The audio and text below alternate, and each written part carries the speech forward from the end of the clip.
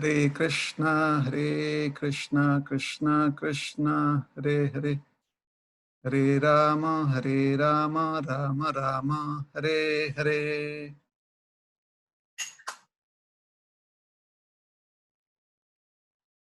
Hare Krishna.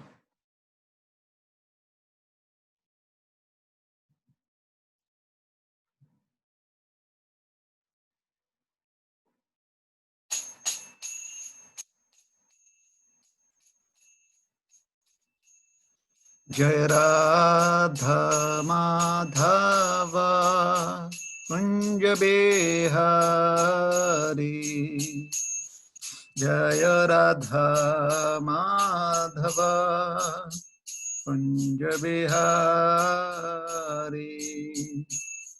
Jaya Gopi Jana Vallabha Girivardhari Jaya Gopi Jana Vallabha Girivardhari Yashodanandana Braj Janaranjana Yashodanandana Braja Jana Ranjana Jamuna Tira Vanachari Jamuna Tira Vanachari Jaya Radha Madhava Kunja Bihari Jaya Radha Madhava Kunja Bihari Hare Krishna Hare Krishna Krishna Krishna Hare Hare Hare Rama Hare Rama Rama Rama Hare Hare Hare Krishna Hare Krishna Krishna Krishna Hare Hare Hare Rama Hare Rama Rama Rama Hare Hare Hare Krishna Hare Krishna Krishna Krishna Hare Hare Hare Rama Hare Rama Rama Rama Hare Hare Jaya Prabhupada Prabhupada Prabhupada Srila Prabhupada Prabhupada Prabhupada Prabhupada Jaya Jaya Prabhupada Jai Shri Harinam Sankirtan Ki Jai Srila Prabhupada Ki Jai Ananta Koti Vaishnav Bhakta Vrinda Ki Jai Jai Granth Raj Srimad Bhagavatam Ki Jai Jai Nitai Gaur Premanande Hari Hari Bo Om Namo Bhagavate Vasudevaya Om Namo Bhagavate Vasudevaya Om Namo Bhagavate Vasudevaya Narayanam Namaskritya Narang Chaiva Narottamam Devim Saraswatim Vyasam Tato Jayamudirayet Nashtaprayeshu Bhadreshu Nityam Bhagavata Sevaya Bhagavatya Uttama Shloke Bhaktir Bhavati Naishtiki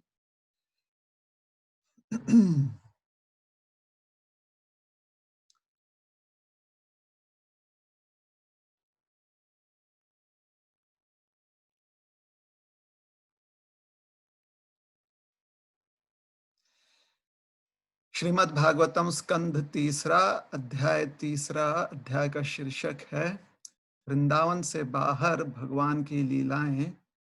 श्लोक क्रमांक 1।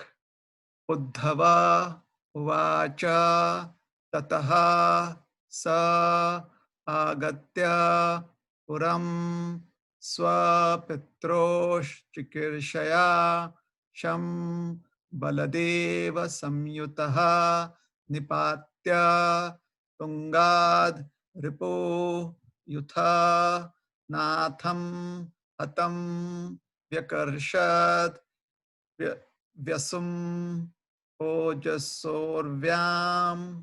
उद्धव उवाच ततः स आगत्य पुरं स्वपित्रोश्चिकीर्षया शम्बलदेव संयुतः निपात्य तुंगाद्रिपुयुथ नाथं हतं व्यकर्षद् व्यसमोज सोर्व्याम्। उद्धव उवाच ततः स आगत्य पुरं स्वपित्रोश्चिकीर्षया शम्बलदेव संयुतः निपात्य तुंगाद्रिपुयुथा नाथं हतं व्यकर्षद्व्यसमोजसोर्व्याम्। उद्धव उवाच ततः स आगत्य पुरं स्वपित्रोश्चिकीर्षया शम्बलदेव संयुतः निपात्य तुंगाद्रिपुयूथनाथं हतं व्यकर्षद्व्यसमोजसोर्व्याम्।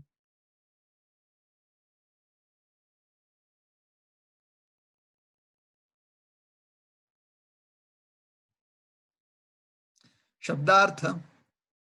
उद्धवः उवाच, श्री उद्धव ने कहा, ततः तत्पश्चात सह भगवान आगत्य आकर पुरम मथुरा नगरी में स्वपित्रोह अपने माता पिता की चिकीर्षया चाहते हुए शम कुशलता बलदेव संयुतः बलदेव के साथ निपात्य नीचे खींचकर तुंगात सिंहासन से रिपु यूथनाथम जनता के शत्रुओं के मुखिया को हतम मार डाला व्यकर्षत खींचा व्यसुम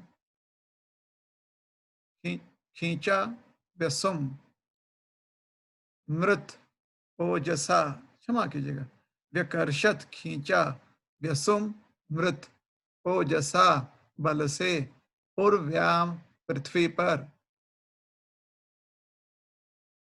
अनुवाद।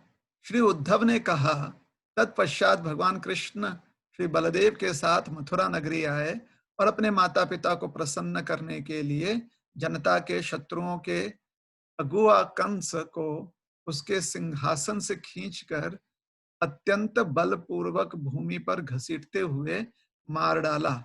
तात्पर्य। यहाँ पर तात्पर्य श्री श्रीमद् अभय चरणारविंद भक्ति वेदांत स्वामी महाराज श्रील प्रभुपाद जी द्वारा यहाँ पर कंस की मृत्यु का संक्षिप्त वर्णन होता है।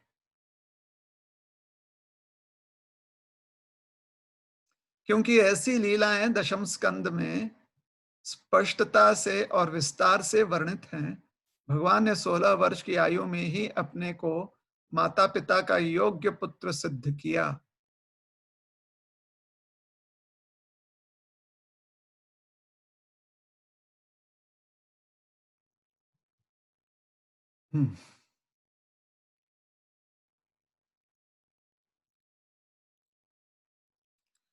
दोनों भाई कृष्ण तथा भगवान बलराम वृंदावन से मथुरा गए और उन्होंने अपने मामा कंस का वध किया, जिसने उनके माता पिता वसुदेव तथा देवकी को अत्यधिक कष्ट दे रखा था।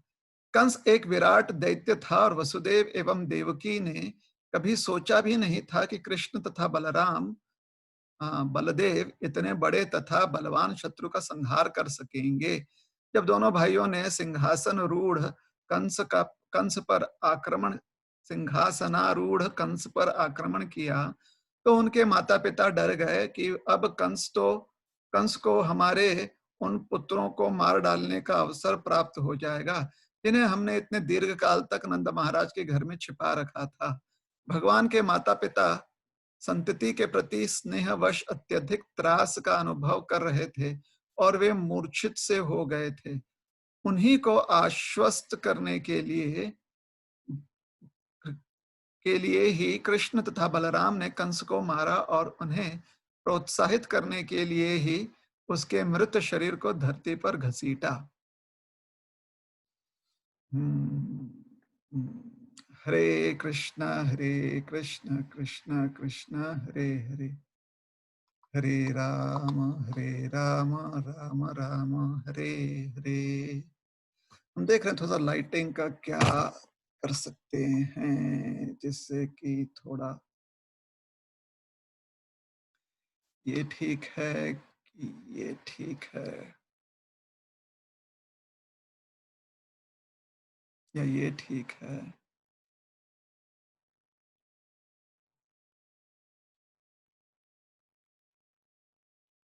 चलिए आज के लिए यही ठीक है। ओम अज्ञानतिमिरान्धस्य ज्ञानाञ्जनशलाकया चक्षुरुन्मिलितं येन तस्मै श्रीगुरवे नमः। श्रीचैतन्यमनोभीष्टं स्थापितं येन भूतले स्वयं रूप कदा मह्यं ददाति स्वपदान्तिकम्। नमो विष्णुपदाय कृष्णप्रेष्ठाय भूतले श्रीमते भक्तिवेदांत स्वामी निति नामिने। नमस्ते सारस्वती देवे गौरवाणी प्रचारिणे निर्विशेष शून्यवादी पाश्चात्य देश तारिणे। वाञ्छाकल्पतरुभ्यश्च कृपा सिन्धुभ्य एव च पतितानां पावनेभ्यो वैष्णवेभ्यो नमो नमः। जय श्री कृष्ण चैतन्य प्रभु नित्यानंद श्री अद्वैत गदाधर श्रीवासादि गौर भक्त वृंद। हरे कृष्णा कृष्ण कृष्ण हरे हरे, हरे राम राम राम हरे हरे।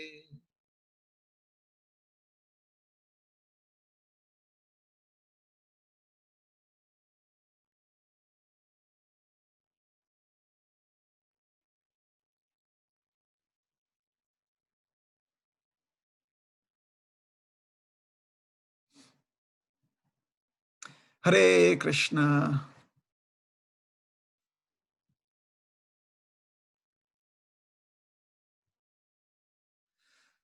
तो उद्धव जी भगवान कृष्ण के स्मरण में भगवान की जो दिव्य लीलाएं हैं उसका ध्यान करते हुए विदुर जी को सुना रहे हैं, कथा सुना रहे हैं। तीसरे अध्याय में भगवान कृष्ण की वह लीलाएं हैं जब भगवान वृंदावन छोड़कर मथुरा पहुंच गए और मतलब वृंदावन छोड़ दिए हैं भगवान। तो वृंदावन उपरांत जो लीलाएं हैं वो अब उद्धव जी उनका वर्णन करेंगे। तो सबसे पहले जो भगवान वृंदावन छोड़े तो मथुरा नगरी आए और वहां पर उनके आने का प्रयोजन स्पष्ट था। उनका प्रयोजन था कि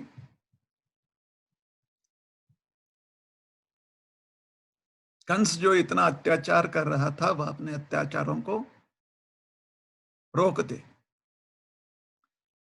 तो भगवान ने कंस को बहुत अवसर दिए थे। हालांकि भगवान अगर चाहते, भगवान है, चाहने से उनके तो कुछ भी कर सकते थे, लेकिन भगवान का स्वभाव है कि जब तक व्यक्ति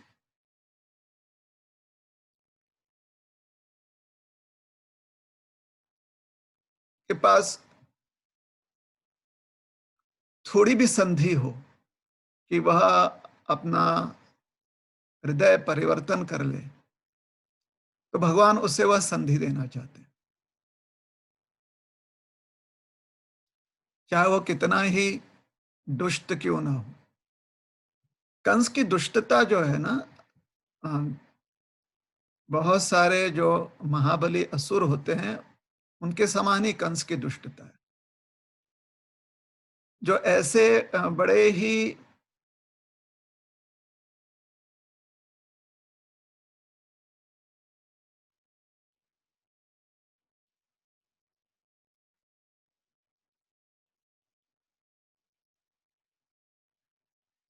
जो असुर दूसरों को व्यर्थ में ही पीड़ा देना चाहते हैं, अनावश्यक पीड़ा देना चाहते हैं, ऐसे जो असुर होते हैं ना, वह लोक में त्राही त्राही मचा देते हैं।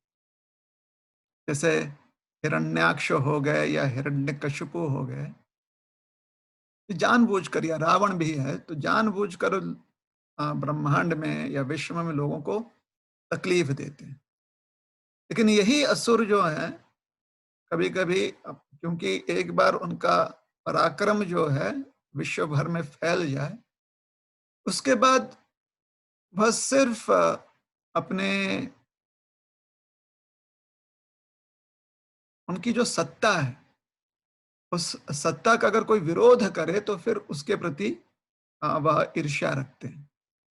तो कंस का ऐसा था कि जिन लोगों ने कंस की सत्ता को स्वीकार लिया था, उनको वो उतना तकलीफ नहीं देता था। लेकिन जिसने भी कंस की सत्ता को नहीं स्वीकारा था, वो सब लोग जो हैं, कंस ने उनको मन में इतना भय उत्पन्न कर दिया था कि वो सब मथुरा नगरी छोड़कर दूर दरार के क्षेत्र में जाकर छिप गए थे। मतलब अपनी सारी धन संपत्ति छोड़ छाड़ के, पुश्तैनी जो उनके सारे उनका जो संपत्ति था, घर था, वो सब छोड़कर, जमीन जायदाद थी, वो सब छोड़कर दूर के क्षेत्रों में या वनों में जाकर छिप गए थे। तो ये कंस जैसे लोगों की ऐसी वृत्ति होती है, असुरों की, कि जब तक उनकी सत्ता स्थापित नहीं होती है, तब तक वो सभी के प्रति क्रूर होते हैं, और फिर जब सत्ता स्थापित हो जाती है, तो तत्पश्चात जो लोग उनकी सत्ता को स्वीकारते नहीं हैं, उनके साथ वो बहुत ही बेरहमी से व्यवहार करते हैं। जो सत्ता स्वीकारते हैं, उनको जब तक आप हमें प्रसन्न कर रहे हो, आप हमारी बात मान रहे हो, तब तक उन्हें रहने देते हैं। तो कंस जब मथुरा नगरी पर राज्य कर रहे थे, तो जिन जिन लोगों ने उनकी सत्ता स्वीकारी थी, चाहे भय के कारण या अन्य किसी और उद्देश्य से, वो सब मथुरा में रह रहे थे। जैसे कंस के पास बहुत सारे उनके उन्होंने मित्रता बना ली थी। बहुत सारे क्रूर वृत्ति के जो मल्लाह थे या मल्ल थे, उन सबको उन्होंने अपना मित्र बना लिया था। कंस की राजनीति बहुत स्पष्ट थी। बड़े-बड़े जो शक्तिशाली, बहुत शक्तिशाली जितने भी आसुरी वृत्ति के लोग थे, कंस ने उन सबको चुनौती दी थी और उन्हें परास्त किया था।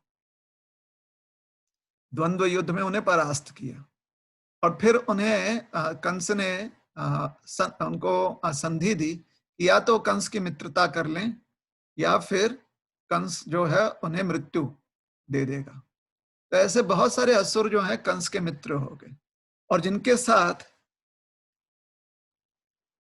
कंस जोर जबरदस्ती नहीं कर पाया, उनके साथ उसने संधि कर ली। जैसे जरासंध जी के साथ उन्होंने रिश्ता जोड़ लिया। उनके दोनों बेटियों से, अस्ति और प्राप्ति नाम था उनका, उन दोनों बेटियों से कंस ने विवाह कर लिया। तो इस प्रकार से उनके साथ संबंध जोड़ लिया कंस ने, रिश्ता जोड़ लिया, बना लिया कंस ने। वो उनके समधी हो गए कंस के। तो कंस ने ऐसे बहुत सारे लोगों को अपने कूटनीति से सारे लोगों को एकत्र रखा हुआ था, जो अ, कंस के प्रति ऋणी थे, या कंस के एक प्रकार से कंस के आज्ञाकारी थे। तो ऐसे बहुत ही अ, शक्तिशाली असुरों को तो वृंदावन में भगवान ने परास्त कर दिया था, उन्हें मृत्यु भी दे दी थी भगवान ने। अब जब वो मथुरा आते हैं, क्योंकि कंस ने मथुरा स्वयं भगवान को बुलाया था। कंस जैसा व्यक्ति सोचता है कि अगर स्थान बदल दिया जाएगा, जहां पर हमारा हमारा शासन चलता है, जिस क्षेत्र को हम जानते हैं, अगर वहां पर शत्रु को आमंत्रित किया गया तो फिर हमारा वर्चस्व रहेगा। ये कूटनीति ऐसे ही होती है, जहां पर आप प्रत्यक्ष जो है अपने द्वंद्वी के साथ उसे चुनौती देकर आप उसके साथ द्वंद्व करते नहीं, आप अन्य कुछ कूटनीति द्वारा, अन्य कुछ षड्यंत्र द्वारा जो है अपने प्रतिद्वंद्वी को आप परास्त करना चाहते हो। तो कंस इसमें बड़ा शातिर था। तो कंस ने अक्रूर को भेजकर, क्योंकि अक्रूर जो है शुफल के पुत्र अक्रूर, ये कृष्ण के प्रति, कृष्ण और बलराम के प्रति उनके हृदय में थोड़ा प्रेम था, तो उन्होंने अक्रूर को भेजा था। और अक्रूर के साथ ये भी उनकी कूटनीति थी कि अक्रूर को भेजकर कृष्ण और बलराम के मन में किसी प्रकार का संदेह ना उठे, इस प्रकार से वह उन दोनों को मथुरा ले आएंगे। तो वैसे ही हुआ। भगवान कृष्ण जो है बलदाऊ जी के साथ पहुंचे मथुरा। कहा जाता है कि भगवान जो है एकादशी के दिन पहुंचे थे, और चतुर्थी के दिन जो है, नहीं, चतुर्दशी के दिन भगवान ने कंस का अंत किया।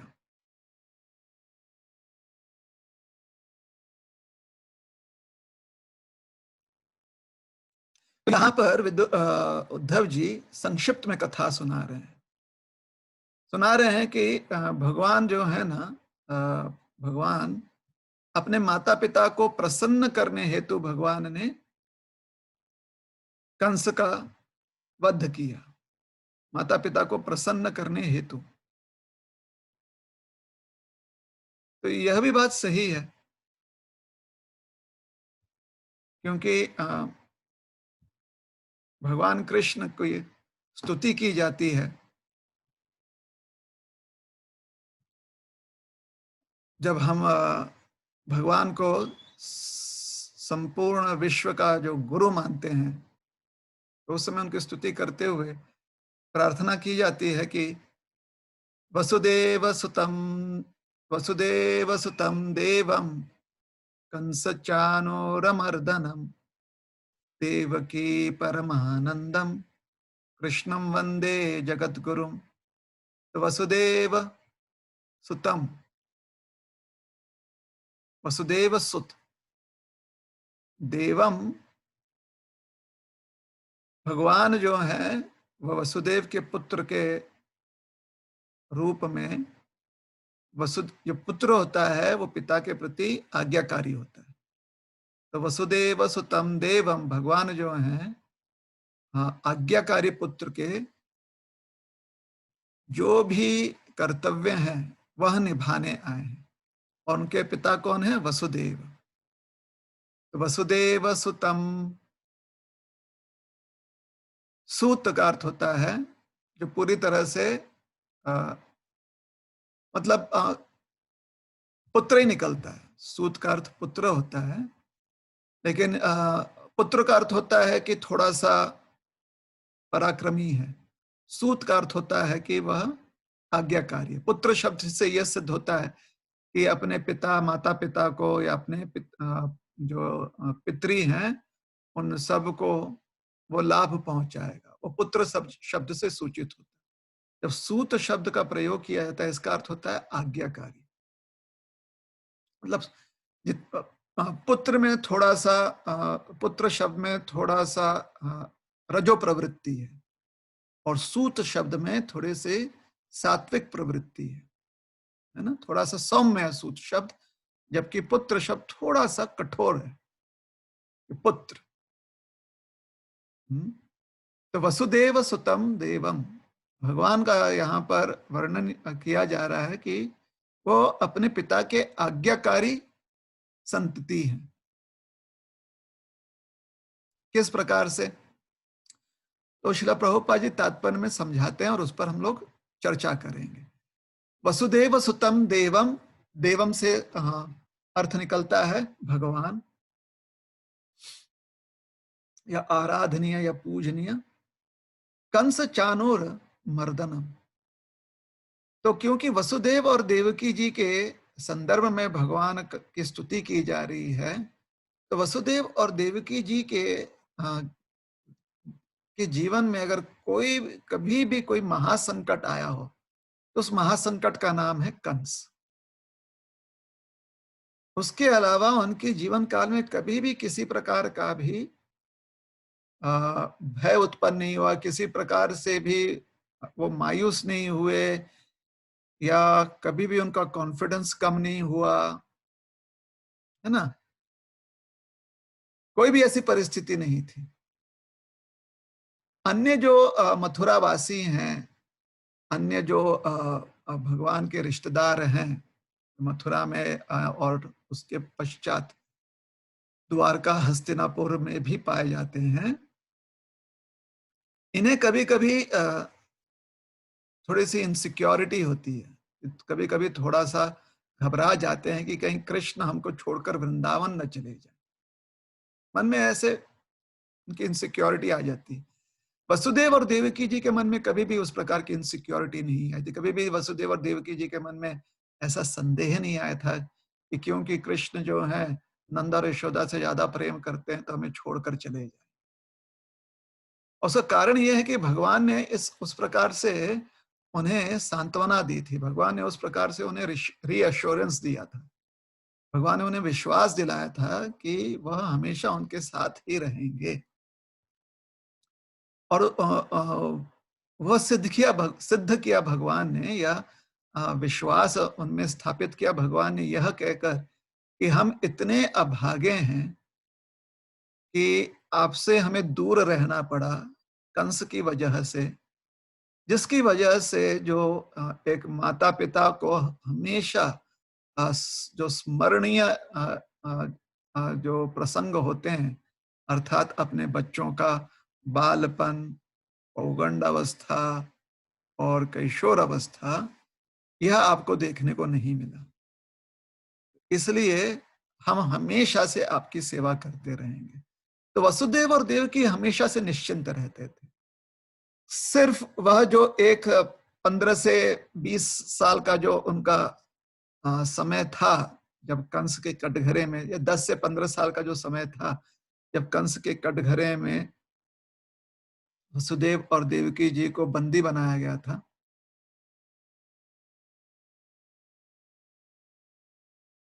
10 मतलब सोच लीजिए 11 वर्ष के भगवान थे तब मथुरा पहुंचे, और उसके पहले देवकी जी के 8 भगवान सहित 8 जो है गर्भ उन्होंने धारण किया 8 बार।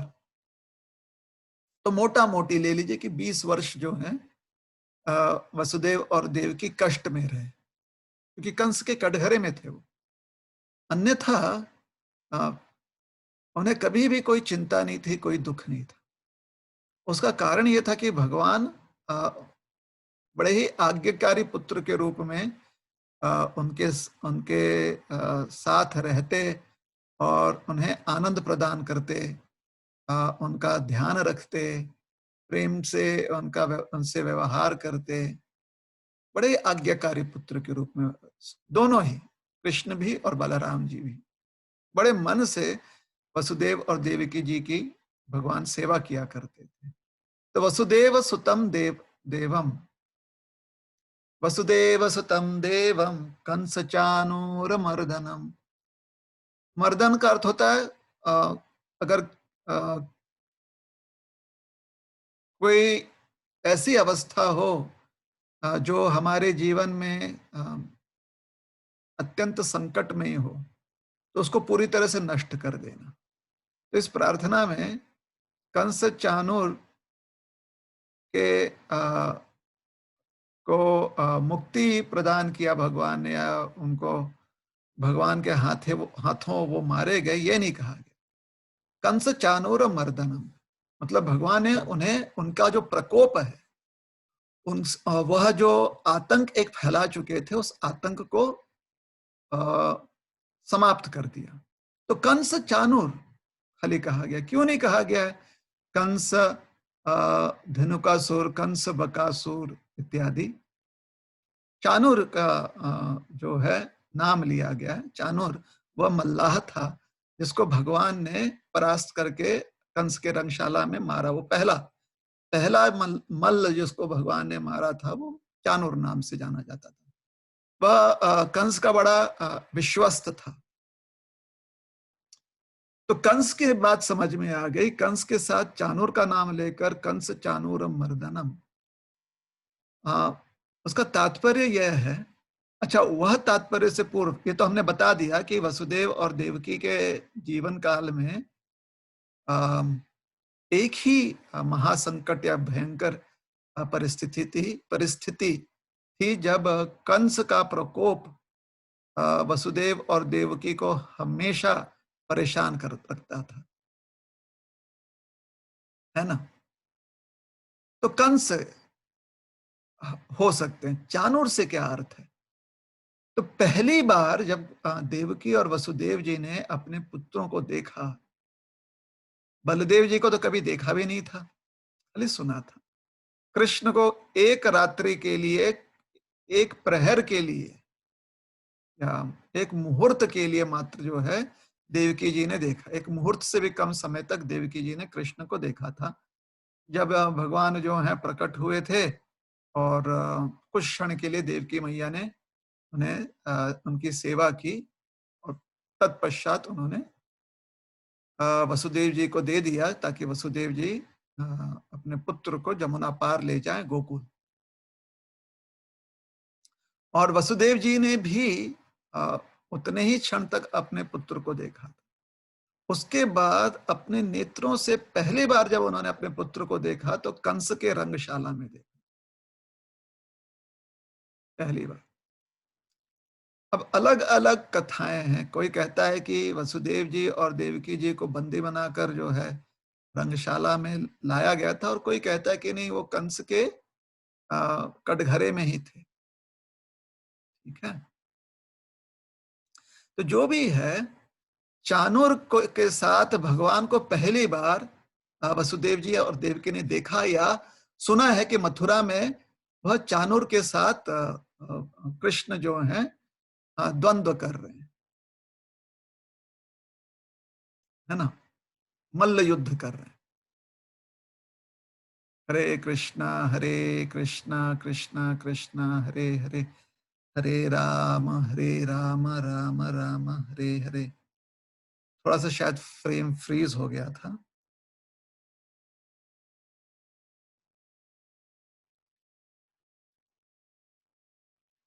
नहीं, आप लोगों के कुछ अभी तक रिएक्शंस नहीं आए, तो ठीक चल रहा है प्रसारण। तो चाणूर की बात आती है। वैसे तो उसके पूर्व भगवान ने कुवल्या पीड़ को मार दिया था। कुवल्या पीड़ के जो माहूत थे उनको मार दिया था। यह प्रसंग जो है, यह मथुरा के निवासियों ने देखा। ज्यादा लोगों, मतलब जो उस समय वहां पर थे, उनको खाली दिखाई दी। फिर जो रंगकार था या जो कपड़ों में रंग लगाता था, उसे भी भगवान ने दंडित किया। उसके बाद भगवान रंगशाला में आ गए, तो वहां पर चाणूर के साथ भगवान का सामना हुआ। तो कंस के पश्चात अगर कोई वसुदेव और देवकी जी को सही में डर, कंस के साथ साथ या कंस के बाद अगर किसी का नाम लिया जाए, तो वसुदेव और देवकी जी को जिससे डर लगा वो है चाणूर, जिससे भय हुआ। इसलिए इस प्रार्थना में कंस चाणूर मर्दनम, मतलब सब कुछ यहां पर देखिए, भगवान कितना पराक्रम करते हैं, उसके साथ ही साथ या उससे कहीं ज्यादा महत्व यह बात रखती है कि भगवान के भक्त किस भावना में, मतलब भगवान का अपने भक्तों के साथ जो संबंध है ना, और उस संबंध में भक्त की जो भावनाएं होती हैं, भक्त के मन में जो कुछ चल रहा होता है, वह उसे ज्यादा महत्व देते हैं भगवान।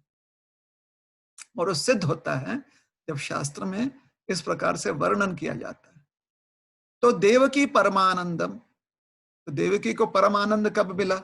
जब उन्होंने देखा कि उनके दोनों पुत्र जो हैं कृष्ण और बलराम, वो दोनों सुरक्षित हैं। खूब आनंद हुआ माता देवकी को, बहुत आनंद हुआ। तो देवकी परमानंद, तो वसुदेव सुतम मतलब वसुदेव जी के आज्ञाकारी पुत्र हैं, और देवकी परमानंदम मतलब अपने माता के लाडले हैं भगवान, है ना। मातृ स्नेह के कारण माँ का सबसे बड़ा आनंद यही होता है कि वो अपने संतान को प्रेम से लाड़ कर सके। अब ये शब्द भी बड़ा विशेष है, प्रेम से लाड़ करना या लाड़ प्रेम करना, मतलब उनको हमेशा जो है,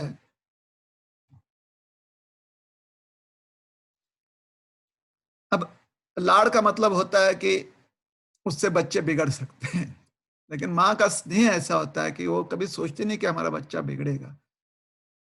उसका लाड़, उसका प्रेम ऐसा होता है कि बच्चे को, अपने संतान को माँ जो होती है वो काफी सशक्त बनाती है। लेकिन होता है लाड़, लाड़ का अर्थ होता है कि माँ यह देखती है कि जितना भी कष्ट बच्चे के जीवन में आए वो उस तक पहुंचे ही नहीं, तो उसका लाड़ कहा जाता है। कोई कष्ट, कोई तकलीफ नहीं उसे, दुनिया का सारा आराम जो है अपने बच्चे को मिले, ऐसे माता का स्नेह होता है, उसका लाड़ होता है। तो देवकी परमानंदम, जब देवकी, क्योंकि कंस का इतना भय प्रकोप था, तो जब उन्हें देखा कि कंस अब नहीं रहा, तो वह जो आनंद देवकी को मिला, कि उनके मन जो है इतना निश्चिंत हो गया कि अब किसी प्रकार का कोई भय, संकट या तकलीफ हमारे बच्चों को नहीं मिलेगा। वह अत्यंत जो तो विशेष सुख जो देवकी को प्राप्त हुआ है। तो देवकी परमानंदम कृष्णम वंदे जगत गुरुम, तो उन कृष्ण को नमन करते हुए उनका आश्रय लेते हैं, क्योंकि हर व्यक्ति का कर्तव्य है कि वह एक सत्य व्यक्ति का आश्रय ले जो अत्यंत विद्वान हो और उन्हें ज्ञान मार्गदर्शन कर सके। और कृष्ण से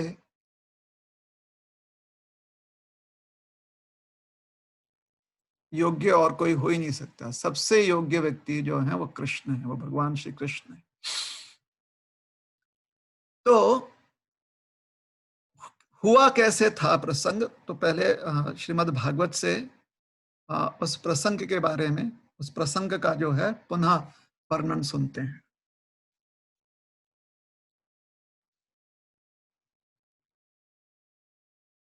तो चानूर, मुश्तिक, शल, तोशल और अन्य भी, और भी बहुत सारे जो उनके भाई थे, अन्य मल्लाह थे, उन सबको कृष्ण और बलराम ने एक एक कर कर सबको मृत्यु प्रदान कर दी। और यह देखकर कंस जो है बड़ा ही क्रोधित हुआ, उसे डर भी लग रहा था। तो कंस ने क्या किया, वह अपने सैनिकों को आदेश देने लगा कि ये जो दोनों जो अ,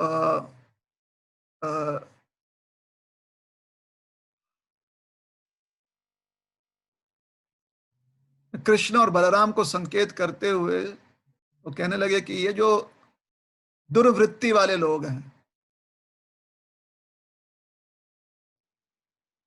मतलब ये जो क्रिमिनल्स हैं, है ना?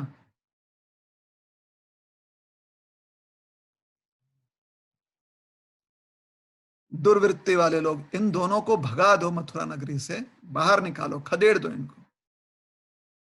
और जो भी धन संपत्ति है ब्रजवासियों का, वो सब छीन लो, ताकि कोई भी उस समाज का व्यक्ति फिर से ऐसे गलती ना कर सके। वसुदेव को मार डालो, उग्रसेन को मार डालो, उनके जितने भी रिश्तेदार हैं या उनसे सहानुभूति रखने वाले लोग हैं, उन सबको मार डालो। जो भी इस नगर में हमारा शत्रु है या जिसने हमारे शत्रु का साथ दिया है, उन सबको मार डालो। इस प्रकार से कंस, जो इतना क्रोध के कारण और भय भय भी था कंस को, और क्रोध तो उसका सेकंड नेचर ही था, मानो जैसे कि उसका दूसरा स्वरूप क्रोध हो। तो क्रोध में ये सारा शब्द कह रहा है, लेकिन मन में उसके बहुत भय है। और इस भय और क्रोध के वजह से कंस जो है पागल, थोड़ा काफी पागलों की तरह व्यवहार कर रहा था, पागल हो चुका था। मतलब उसे समझ में नहीं आ रहा था कि क्या बोल रहा है, क्या कर रहा है। तो उस समय भगवान श्री कृष्ण जो हैं, वो कूद कर, मतलब रंगशाला पर के तल में है भगवान, नीचे हैं, जमीन पर है। और रंगशाला अर्थात स्टेडियम, तो स्टेडियम जो है, लोग जो हैं ऊंचाई पर बैठते हैं, तो काफी ऊंचे स्थान पर कंस बैठे थे। तो भगवान ने छलांग लगाई, छलांग लगाई मतलब नीचे से कूदकर भगवान ऊपर की तरफ छलांग लगाई। और देखते ही देखते जो है भगवान छलांग लगाकर उस स्थान पर पहुंचे जहां पर कंस अपने सिंहासन पर बैठा हुआ था। और अन्य भी बहुत सारे कंस के साथ जो उनके मंत्रिमंडल थे और उनका जो प्राइवेट सिक्योरिटी था, उनके जो बॉडीगार्ड्स थे, अंगरक्षक थे, उनके सैनिक थे, वो सब वहां पर थे। तो किसी ने ये अपेक्षा नहीं की थी कि भगवान जो है कोई भी कंस के पास पहुंच जाएगा, और यहां पर कृष्ण जो है पहुंच गए। तो बाकी लोग जो हैं थोड़े से स्तब्ध रह गए कि क्या हो रहा है और कैसे हो गया ये, इस बात से स्तब्ध रह गए। लेकिन कंस जो था वो बड़ा ही चपल व्यक्ति था।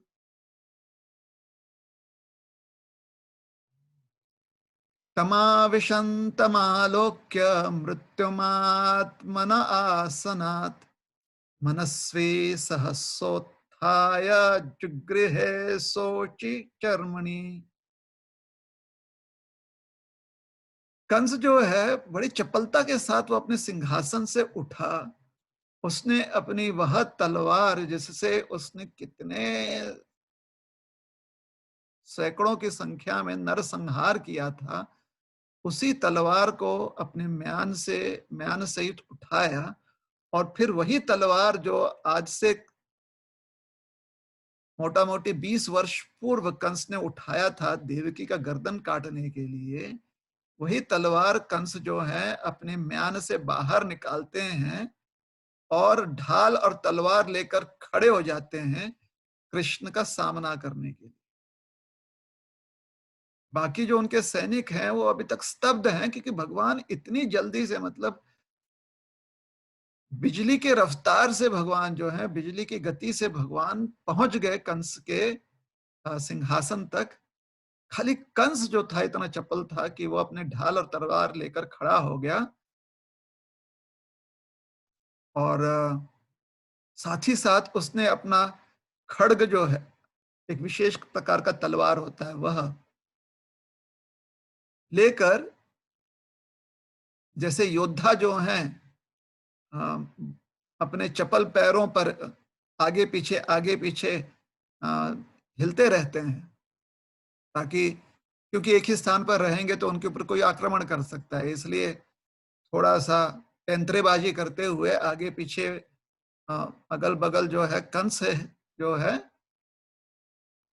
बड़े चपलाई से कंस हिलने लगा। तो भगवान ने जब देखा कि कंस इस प्रकार से हिल रहा है तो ऐसा प्रतीत हो रहा था कि कंस जैसे कभी कभी सांप जो है तेज गति से दौड़ते हैं, भागते हैं, जब उनके पीछे अ, गरुड़ देव लग जाते हैं, सर्प जो है दौड़ने लगते हैं, इतनी तेजी से इतनी चपलता से दौड़ते हैं, लेकिन फिर भी उनकी चपलाई जो है वो कोई काम नहीं आती। उसी प्रकार से कंस की जो चपलाई थी उनके काम नहीं आई। गरुड़ के समान ही भगवान कंस पर उसी प्रकार टूट पड़े जिस प्रकार से सर्प पर गरुड़ देव टूट पड़ते हैं और उसे गिरफ्त कर लेते हैं, उसे पकड़ लेते हैं। तो कंस का ढाल, कंस की जो खड्ग है, जो तलवार है, ये सब धरा का धरा रह गया। कंस को मौका भी नहीं मिला कि उसका प्रयोग कर पाए। मतलब इतने तेजी से और इतनी चपलाई से और चतुरता से भगवान ने कंस को गिरफ्तार कर लिया, मतलब अपने हाथों से पकड़ लिया और कंस के हाथ से उनके सारे अस्त्र शस्त्र जो हैं वो गिर गए।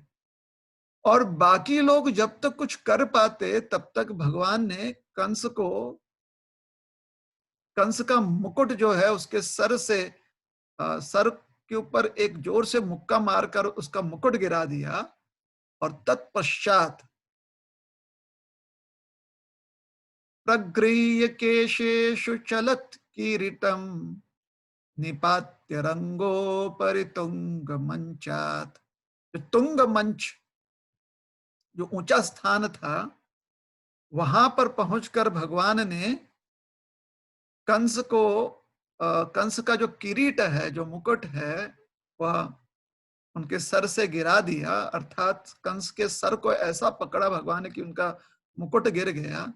और फिर प्रगृह्य केशेषु, केश को पकड़कर, कंस के केश को पकड़कर भगवान ने जोर से कंस को खींचा, केश पकड़कर। मतलब इतना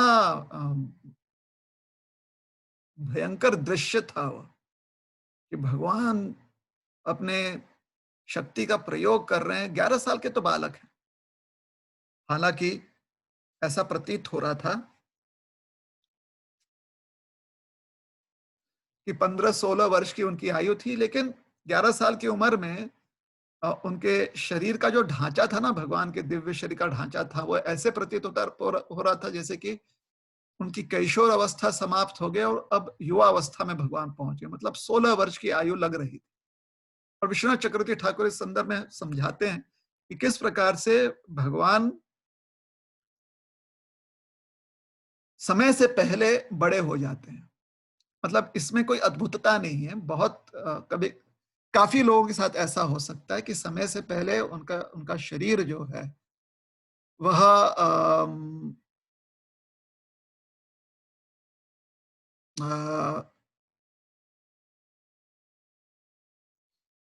उम्र से ज्यादा उनका शरीर जो है बढ़ा हुआ दिखाई देता है, ज्यादा मैच्योर दिखते हैं शरीर से।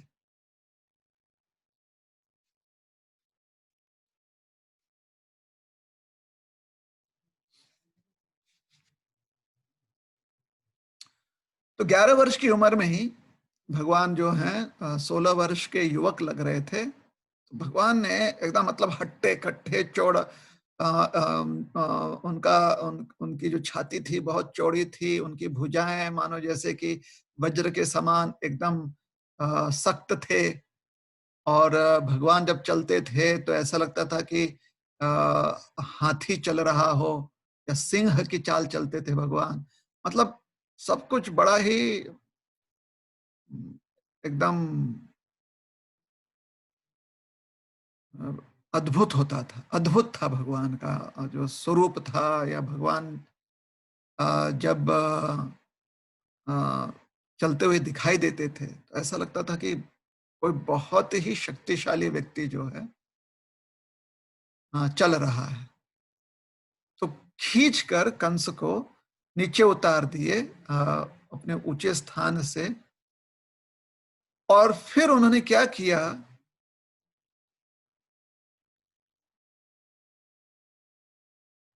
उनके ऊपर भगवान बैठ गए और उनको मुक्का मारने लगे भगवान। और इतने जोर से भगवान ने मुक्का मारा उनके छाती पर कि कंस की मृत्यु हो गई।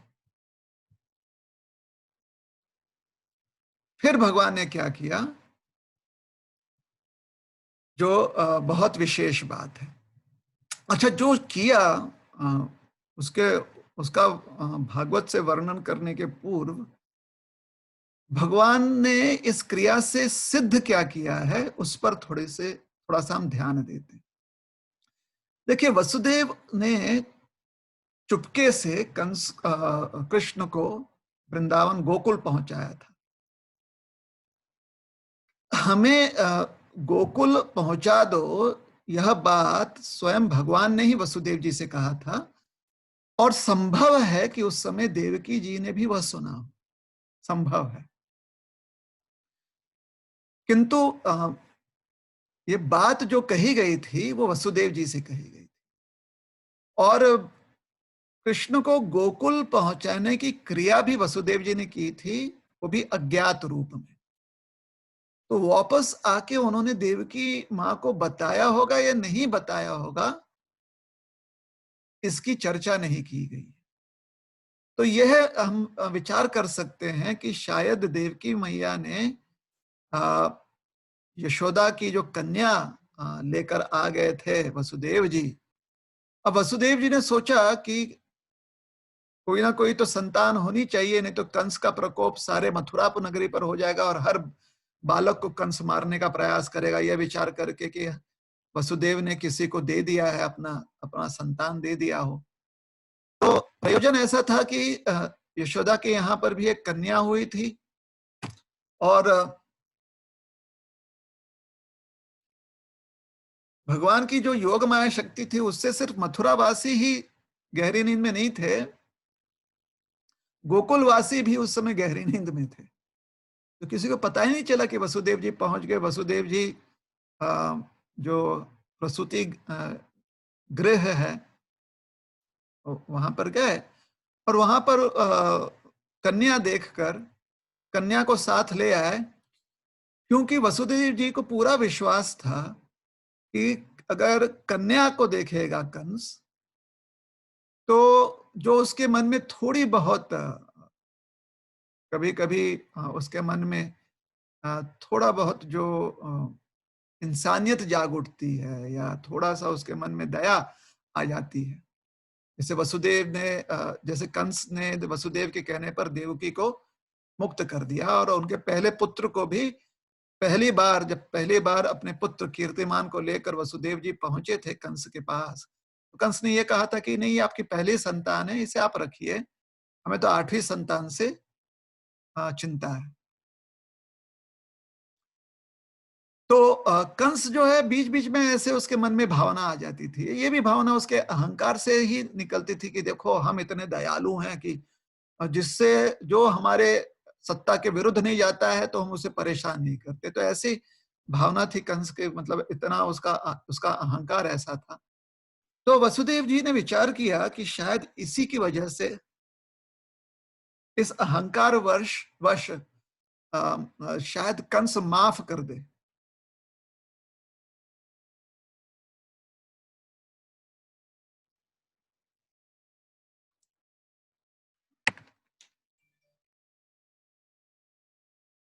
हरे कृष्णा कृष्णा कृष्णा हरे हरे, हरे राम राम राम हरे हरे, हरे कृष्णा कृष्णा कृष्णा हरे हरे, हरे राम राम राम हरे हरे, हरे कृष्णा कृष्णा कृष्णा हरे हरे, हरे राम राम राम हरे हरे। फिर से फोन जो है गड़बड़ कर रहा है।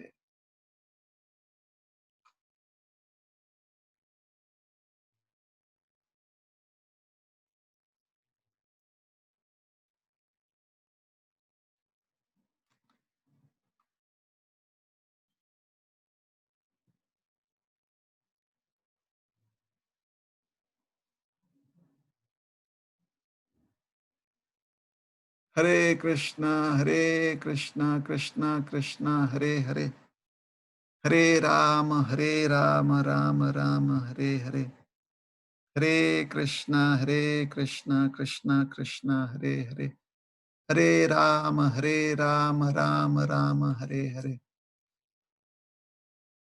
फोन ने फिर से परेशान किया था, इसलिए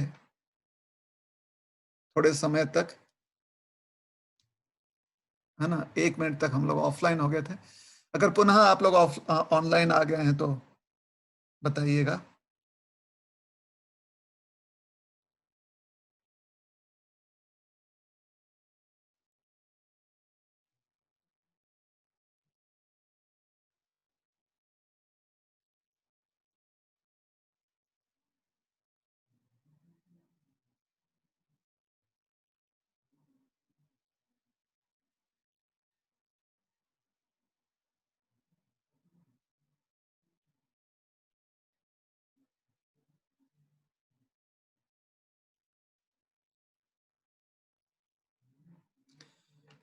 तो हम्म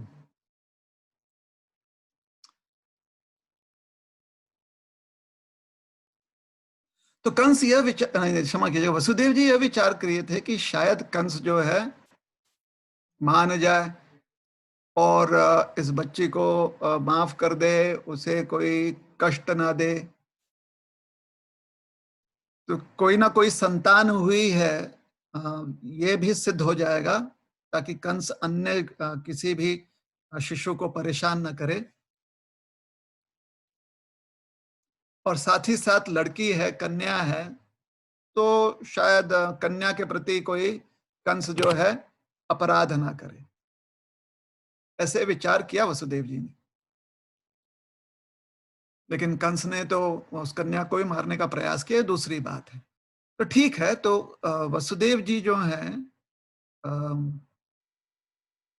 देवकी जी को उन्होंने बताया होगा कि नहीं बताया होगा, यह स्पष्टीकरण नहीं है। देवकी जी को पता हो सकता है, क्योंकि भगवान को जब ले जा रहे थे तो भगवान ने खुद कहा था कि हमें गोकुल पहुंचा दीजिए, जमुना पार, और नंद की कन्या को लेकर आए थे वसुदेव जी। तो इससे ऐसा प्रतीत होता है कि शायद देवकी माता को पता होगा। तात्पर्य यह है, कहने की बात यह है कि वसुदेव और देवकी जी अपने आप में भी कभी एक दूसरे से बातचीत नहीं करते थे अपने पुत्र के बारे में, इसी भय से, इसी डर से कि कहीं कोई तीसरा व्यक्ति सुन ना ले। मतलब आज के समय के अनुसार वो स्थिति समझानी पड़े तो वसुदेव और देवकी जी को लग रहा था कि कहीं कंस जो है किसी प्रकार का माइक्रोफोन या किसी प्रकार का हिडन कैमरा नहीं रखा हो कटघरे में।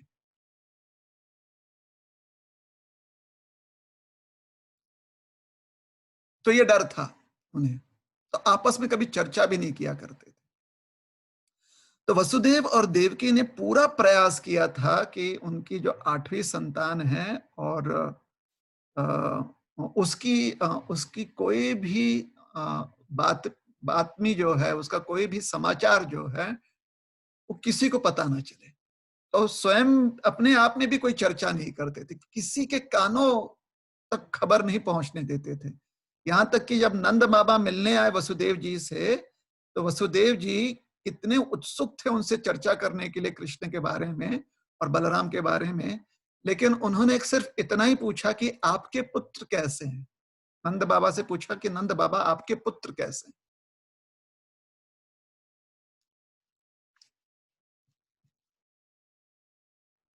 और वसुदेव जी को समाचार प्राप्त हो चुका था कि पूतना को भेजा जा रहा है।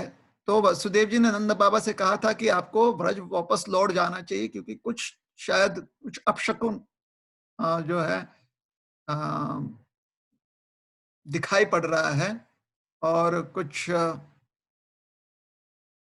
या होने वाला है। तो कभी भी किसी को ज्ञात नहीं होने दिया दोनों ने कि उनकी कोई संतान है जो वृंदावन में।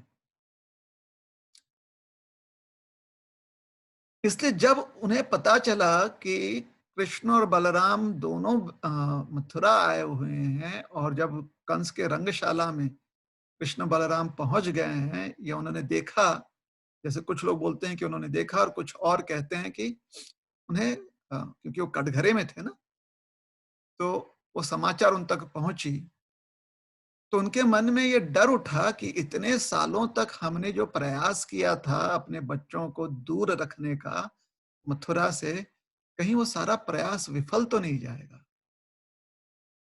तो जब भगवान ने एक आज्ञाकारी पुत्र होते हुए या भगवान ने भगवान क्योंकि अपने भक्तों के जीवन के सारे कष्ट जो हैं दूर कर देते हैं, है ना? हरे कृष्णा कृष्णा कृष्णा हरे हरे, हरे राम राम राम हरे हरे। कष्ट निवारण करते हैं ना भगवान भक्तों के मन, इसलिए भगवान का एक नाम है मधु कैतबारी या मधुसूदन। तो जो कष्ट उठता है भक्तों के मन में, उस कष्ट को भगवान दूर करते। तो भगवान ने जब कंस को मार दिया, तब जाकर देवकी और वसुदेव जी को अ, थोड़ा विश्वास हुआ कि शायद हमने ये जो इतना कष्ट किया था अपने बच्चों को सुरक्षित रखने के लिए, वो विफल नहीं गया। और एक बात यहाँ पर जो सिद्ध हो रहा है या कहा गया है, जो हमने अ, जिस श्लोक द्वारा भगवान की वंदना की, वसुदेव सुतम देवम और देवकी परमानंदम, उसको चाणूर कंस चाणूर मर्दनम के साथ जोड़कर जो तात्पर्य निकलता है, और यहाँ पर भी कहा गया है कि अपने भगवान कहते हैं या उद्धव जी कहते हैं भगवान के बारे में कि अपने माता पिता को प्रसन्न करने हेतु कंस को उन्होंने सबके सामने घसीट कर उसे मारा। तो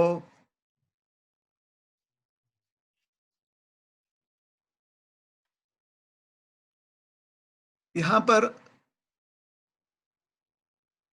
इनडायरेक्टली ये भी बात कही गई है कि पहले तो ये बात दिखी थी कि कंस को जब कंस खड़ा हो गया अपने सिंहासन से, तो उस जो वो जो ऊपर एक ऊंचा स्थान था, वहां से वहां पर पहुंचकर भगवान ने कंस के केस को कसकर पकड़ा और कंस और उसे खींचा, इतने इतने जोर से खींचा कि कंस जो है पूरी तरह से अ, समतोल, उसका जो बैलेंस है बिगड़ गया और वो नीचे जाकर जोर से धड़ाम से गिरा नीचे।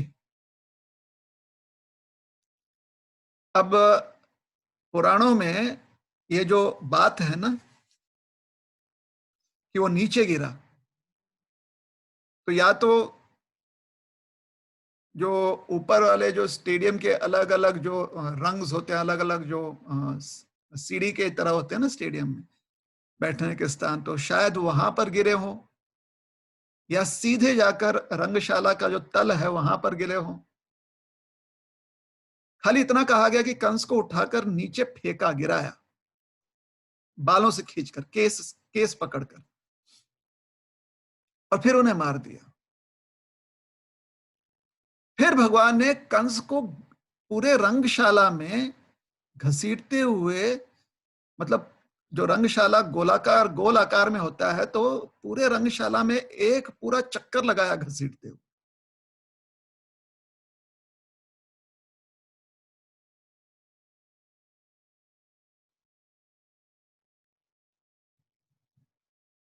सिर्फ आश्वासन देने के लिए अपने माता पिता को कि ये अब खत्म हो गया, अब इसका कोई डर, कोई आतंक नहीं है, इसका आतंक भी खत्म हो गया इसके साथ। प्रभुपाद जी कहते हैं कि देखिए भगवान कितने कर्तव्यनिष्ठ हैं, विशेष करके अपने माता पिता के प्रति जो उनका कर्तव्य है या माता पिता का जो ऋण है, भगवान उसे कितने अच्छे से उस कर्तव्य का पालन करते हैं और उस ऋण के प्रति भगवान कैसे अपना कर्तव्य निर्वाह कर रहे हैं। और इस पर एक आचार्य टिप्पणी करते हैं, बहुत सुंदर टिप्पणी। टिप्पणी यह है कि सिर्फ वसुदेव और देवकी जी के मन में भय तो था ही, मतलब इस सिर्फ शब्द का प्रयोग किया, लेकिन मतलब सिर्फ भय नहीं था, भय तो था ही उनके मन में, लेकिन साथ ही साथ जब बच्चे बड़े हो जाते हैं तो माता पिता की अपेक्षाएं बढ़ जाती हैं।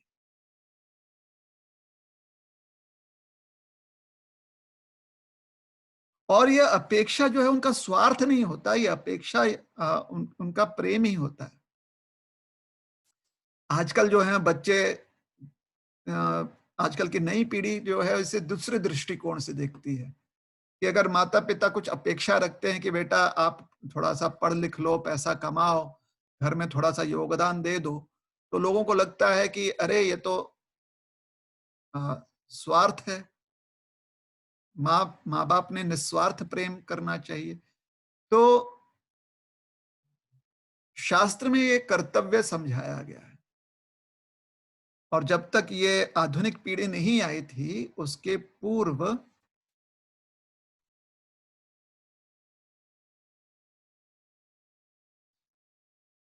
जो आधुनिक परिस्थिति है, ये जो एक शताब्दी से ये परिस्थिति या 70-80 वर्षों से ये जो आधुनिक ये जो वर्तमान की पीढ़ी की सोच है, इसके पूर्व ऐसे सोच नहीं था, रहते, ऐसा सोच नहीं होता था। इस प्रकार के सोच बच्चों में या माँ बाप में नहीं होता था। सोच क्या होता था कि बच्चा जैसे ही 10 साल या 15 साल का हो जाता है, 15 साल तक तो फिर चाहे वो लड़का हो या लड़की हो, उन्हें वो बड़े हो गए हैं, वह युवक हो गए हैं, एडल्ट हो गए हैं, ये माना जाता था। और उनसे अपेक्षा रखी जाती थी कि वह अभी तक जो उनका लालन पालन किया गया है, अभी तक जो भी उनको संस्कार दिए गए हैं, जो भी उनको वैल्यूज दिए गए हैं, जो भी सीख दी गई है, जो भी उनको ट्रेनिंग दिया गया है, जो प्रशिक्षण दिया गया है, अब उन सब का वो प्रयोग कर पाए। कैसे?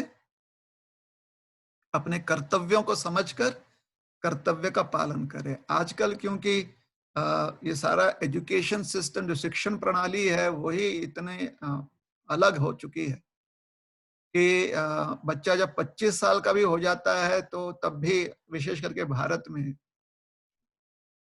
और अगर उसे आगे पढ़ना है तो फिर माता पिता से ही अपेक्षा रखते हैं कि कुछ ना कुछ वो उन्हें मदद करें, 20-25 साल की उम्र में भी। तो जो भी व्यवस्था अभी के वर्तमान की पीढ़ी की है, उसकी वजह से वर्तमान में जो पीढ़ी है उसे लगता है कि माँ बाप को निस्वार्थ, अर्थात कोई अपेक्षा नहीं रखनी चाहिए।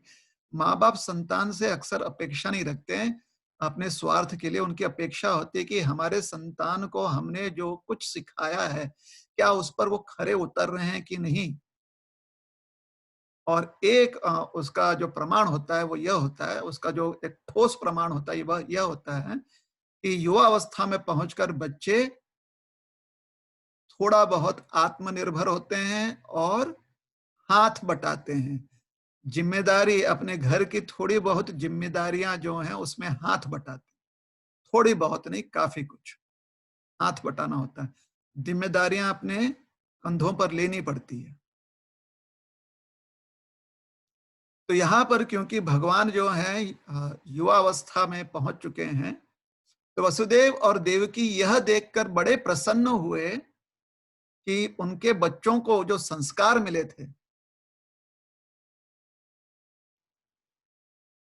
गोकुल में, वृंदावन में जो संस्कार मिले थे उनके बालकों को, वो संस्कार इतने मजबूत थे, इतने अच्छे संस्कार थे कि युवावस्था में बच्चों ने अपना कर्तव्य जो है बहुत अच्छे से कर्तव्य का पालन किया। तो इस बात से भी वसुदेव और देवकी प्रसन्न हुए। तो यहाँ पर कंस को तो भगवान ने मारना था, क्योंकि असुरों का संहार करने आए हैं। किंतु वसुदेव और देवकी की प्रसन्नता यह उनके लिए मुख्य है।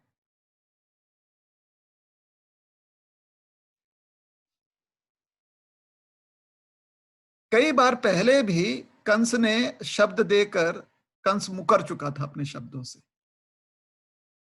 तो वसुदेव और देवकी कभी संतुष्ट नहीं होते अगर कंस जो है जीवित रहता, क्योंकि वो जानते थे कंस कुछ ना कुछ प्रयास करेगा उनके बच्चों को की हत्या करने में। तो देवकी और वसुदेव के मन को शांत करने, वृंदावन में ऐसी बात नहीं थी। वृंदावन में लोग, इतना कुछ हो गया, सबको यही लगता था कि शायद हमारी गलतियों के वजह से कृष्ण के ऊपर इतनी तकलीफ आ रही।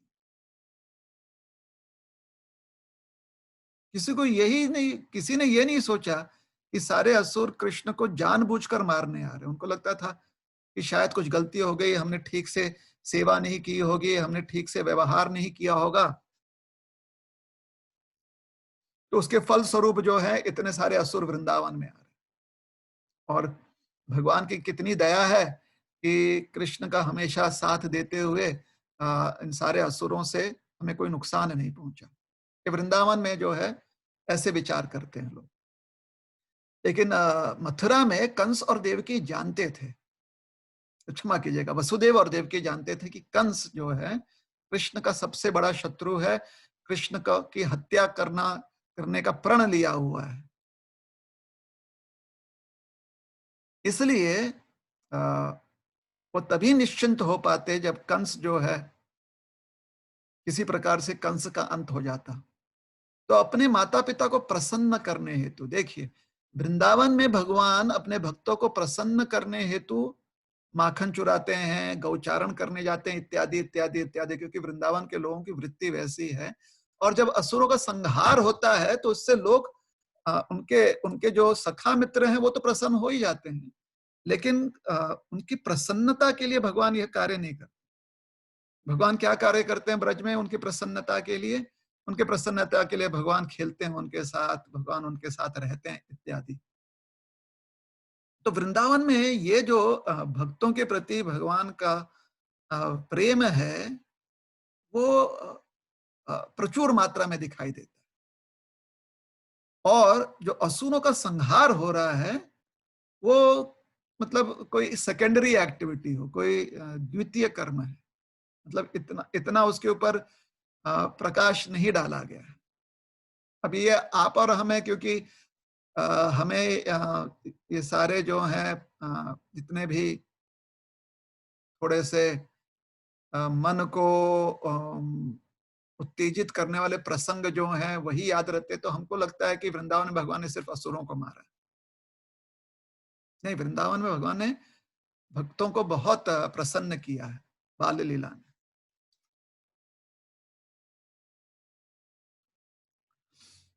और जो असुर संहार किया है उसकी चर्चा वृंदावन के संदर्भ में ज्यादा नहीं की जाती, या उस असुर संहार से अधिक यशोदा मैया का प्रेम, नंद बाबा का प्रेम, यशोदा मैया का कृष्ण को लाड़ दुलार करना, नंद बाबा का कृष्ण को प्यार करना, उन्हें समझाना, ये सब जो है वो ज्यादा है। अब मथुरा में होता क्या है, मथुरा में जब भगवान पहुंचते हैं तो वहां पर भगवान का ऐश्वर्य ज्यादा दिखाई देता है, क्योंकि वहां पर असुर का प्रकोप ज्यादा है। हर कोई डरा हुआ है असुरों से। मतलब जन्म से भगवान के जन्म के पूर्व ही वसुदेव और देवकी के मन में भय, कंस का भय आ चुका था। तो मथुरा में भगवान का अपने माता पिता के प्रति जो ये कर्तव्य निष्ठता है, जैसे कि एक युवा अवस्था में पहुंचा हुआ संतान, युवा युवा अवस्था प्राप्त संतान जो है माता पिता के प्रति कर्तव्य निष्ठ जो रहता है, वो देखने को मिलती है। और मथुरा तत्पश्चात द्वारका में तो समाज का एक बहुत ही अ, अधिकारी व्यक्ति या बहुत उत्तरदायित्व जिस व्यक्ति पर है, ऐसे व्यक्ति का कर्तव्य भगवान पालन करते हैं। तो देवकी और वसुदेव के प्रति भगवान ने यह जो उनका उनका कर्तव्य था वो सिद्ध किया, क्योंकि अब वह युवा अवस्था को प्राप्त कर लिए हैं। इसलिए संदर्भ जो उद्धव जी जो कह रहे हैं वो कह रहे हैं कि वसुदेव और देवकी की प्रसन्नता के लिए कंस का अंत किया। साथ ही साथ कंस अपने आप में जो है बहुत बड़ा दुष्ट था, दुष्टों का संहार करने के लिए भी भगवान आए हैं, तो वह भी सिद्ध हुआ।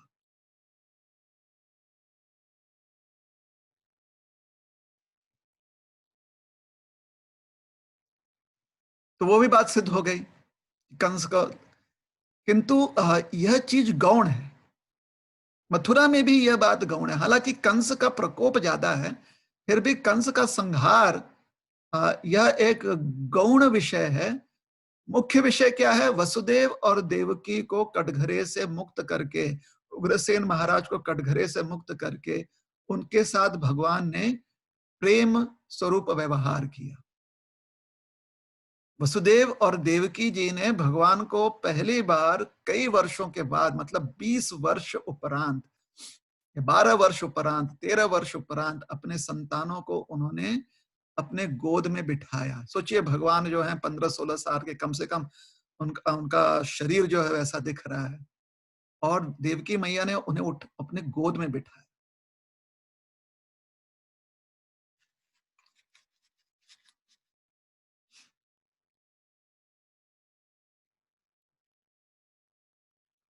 बड़ा ही सुंदर दृश्य है।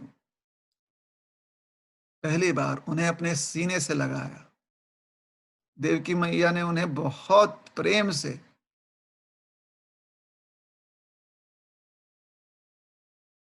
उनका आलिंगन किया, उन्हें अपने गोद में लिया। वसुदेव जी ने भी कृष्ण बलराम को गोद में लिया, और दोनों ही कृष्ण और बलराम जी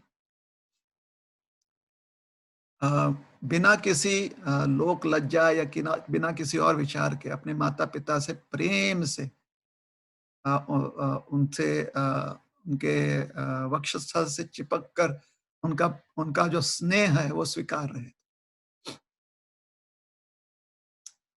तो यह जो है, यह मुख्य रिश्ता है, संबंध है। कंस का संहार जो है एक गौण संबंध है, गौण रिश्ता है भगवान का, कि असुर संहार के लिए आए हुए। तो कंस और चाणूर का अंत किया वो तो लोक कल्याण के लिए किया है, क्योंकि बहुत सारे लोग उनसे घबराए हैं, डरे हुए हैं, उनसे डर कर जो है जीवन जी रहे थे। तो उन्हें कंस की मृत्यु से बहुत ही जो है रिलीफ मिला, मन उनका काफी शांत हो गया। जो प्रजा थी उसका मन। कंस का संहार तो है ही, वसुदेव और देवकी, विशेष करके वसुदेव के प्रसंग में कहा गया है कि वसुदेव जी के आज्ञाकारी पुत्र के रूप में उनको प्रसन्न करने हेतु तो वसुदेव जी को गर्व होना चाहिए था, गर्व होए वसुदेव जी को कि हमारे हमारे पुत्र हमसे इतने दूर थे, लेकिन फिर भी उन्होंने बहुत ही योग्य संस्कार प्राप्त किए हैं, उन संस्कारों को ग्रहण किया है, और आज समाज के बड़े ही अच्छे, मतलब बड़े ही रिस्पॉन्सिबल व्यक्ति बन गए, बड़े ही जिम्मेदार व्यक्ति बन गए। तो ये लाभ वसुदेव जी के मन में, एक पिता के मन में जो ऐसा एक अपने संतान के प्रति स्नेह होता है, और माँ के लिए क्या किया कि माँ को ज्यादा डर होता है ना कि कहीं कोई बच्चे पर नजर ना पड़ जाए, कहीं कोई बच्चा अंधेरे में अकेला ना रह जाए, तो माँ ज्यादा घबराती है। तो कंस को घसीटते हुए, कंस के मृत शरीर को घसीटते हुए पूरे रंगशाला में घुमाया, ताकि माता देवकी का मन पूरा निश्चिंत हो जाए कि अब मेरा बच्चा, जो जिसको हमने इतना प्रयास करके कंस से दूर रखा था और कंस ने उसे अपने पास बुला लिया, अब मेरा बच्चा सुरक्षित है। देवकी जी को इस बात से ज्यादा कोई जो है प्रभाव नहीं पड़ा कि मेरे बच्चे ने कंस को मारा है। उनके मन पर जो ज्यादा प्रभाव पड़ रहा था वो यह था कि कंस अब मेरे बच्चे के जीवन से, जैसे कहते हैं ना कि कोई एक बहुत ही भयंकर ग्रह एक बच्चे के जीवन में आ जाता है तो वह ग्रह निकल जाता है। तो कंस ऐसा एक बुरा ग्रह था जो उनके बालक के, उनके संतान के जीवन से अब निकल गया हमेशा के लिए। तो देवकी माँ जो है उससे प्रसन्न हो गई। तो अपने माता पिता के प्रसन्नता के लिए भगवान ने कंस को इस प्रकार से घसीटा।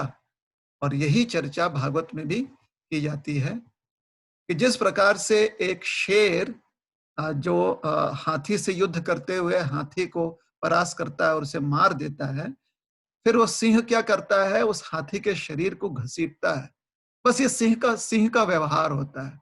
यह व्यवहार, इस बात को जितने सारे थोड़े से विद्वत लोग हैं ना, विद्वान लोग होते हैं, वो इससे यह निष्कर्ष लगाते हैं कि एनिमल बिहेवियर क्या होता है। निष्कर्ष यह है, क्योंकि शेर की भावना होती है कि वो सारे जंगल का राजा है, तो वो सब प्राणियों को दिखाना चाहता है कि इतना भारी भरकम और बड़ा अगर प्रतिद्वंद्वी भी हो तो वह हमारे हाथों मारा जाएगा। तो घसीटता है, अपनी शक्ति का प्रदर्शन करता है। वो हाथी का जो भारी भरकम शरीर है उसे घसीटता है जंगल में शेर। तो वही उपमा देते हुए सुखदेव गोस्वामी कहते हैं कि भगवान ने कंस के शरीर को घसीटा सबके आंखों के सामने, और सारे लोग जो हैं उनके मुंह से बस एक आश्चर्य की ध्वनि निकली कि ओह ओहो, मतलब हाय हाय। कंस की लोगों की हाय जो है कंस को लग गई। तो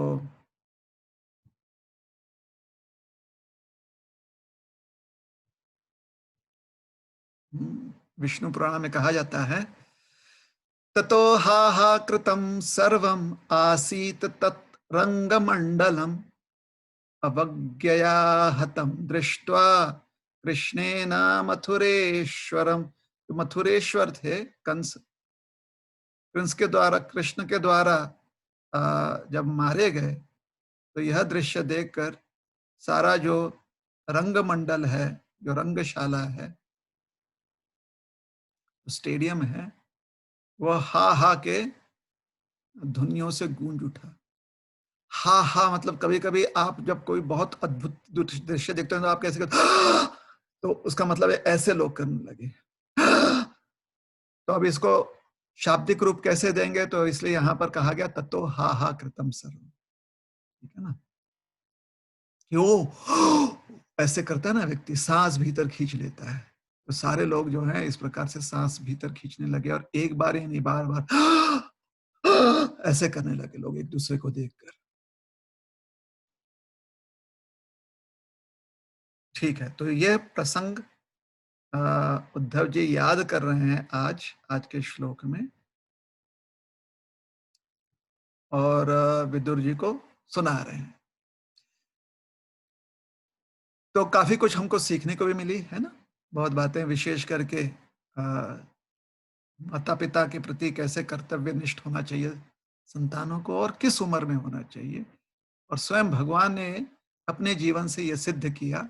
साथ ही साथ वृंदावन मथुरा में क्या प्रमुख है और भगवान के व्यवहार में क्या प्रमुख है वो भी हमने देखा। वृंदावन में असुरों से, या असुरों का जो प्रकोप है उससे ज्यादा कृष्ण की चिंता ब्रजवासियों की होती है। इसलिए जब असुर आते हैं तो उन्हें लगता है कि पता नहीं आजकल थोड़ा ज्यादा ही आ रहे हैं असुर, कहीं और चले जाते हैं, ऐसा विचार करते हैं ब्रजवासी। लेकिन नंद मथुरा में यशोदा और क्षमा कीजिएगा, वसुदेव और देवकी वो नित्य परेशान रहते हैं कि कहीं कंस कृष्ण को ढूंढ ना ले और मारने का प्रयास ना करे। तो यह अंतर है मथुरा में वसुदेव और देवकी का और वृंदावन में नंद और यशोदा के मनस्थिति का। वसुदेव और देवकी जानते हैं कि ये भगवान है, आए हैं, फिर भी उनका मोह है और साथ ही साथ चिंता है। नंद और यशोदा भी गर्ग मुनि ने बताया और एक बीच बीच में स्वयं और उनके जो संबंधी है वो उनको बताते रहते कि कहीं ये देवता तो नहीं है, कहीं ये बहुत बड़ा ऋषि मुनि तो नहीं है, कहीं ये स्वयं भगवान नारायण तो नहीं है। तो आभास होते रहता है, लेकिन फिर कृष्ण के प्रति उनका मोह जो है वह जागृत ज्यादा प्रबल हो जाता है और वो कृष्ण से स्नेह करने में ही अपना समय बिताते हैं। तो असुरों का जो आसुरी वृत्ति का जो प्रकोप है वृंदावन में कम होता है, मथुरा में ज्यादा होता है, वृंदावन से बाहर ज्यादा होता है। तो जितना हम वृंदावन में रहने का प्रयास करेंगे उतना ही आसुरी वृत्ति हमें स्पर्श नहीं कर पाएगी। वृंदावन से बाहर जितना ही निकलेंगे उतना असुरी वृत्ति का ज्यादा असर होता है। भले ही असुर आते रहे, वृंदावन में भगवान जो है असुरों का अंत कर देते। ठीक है।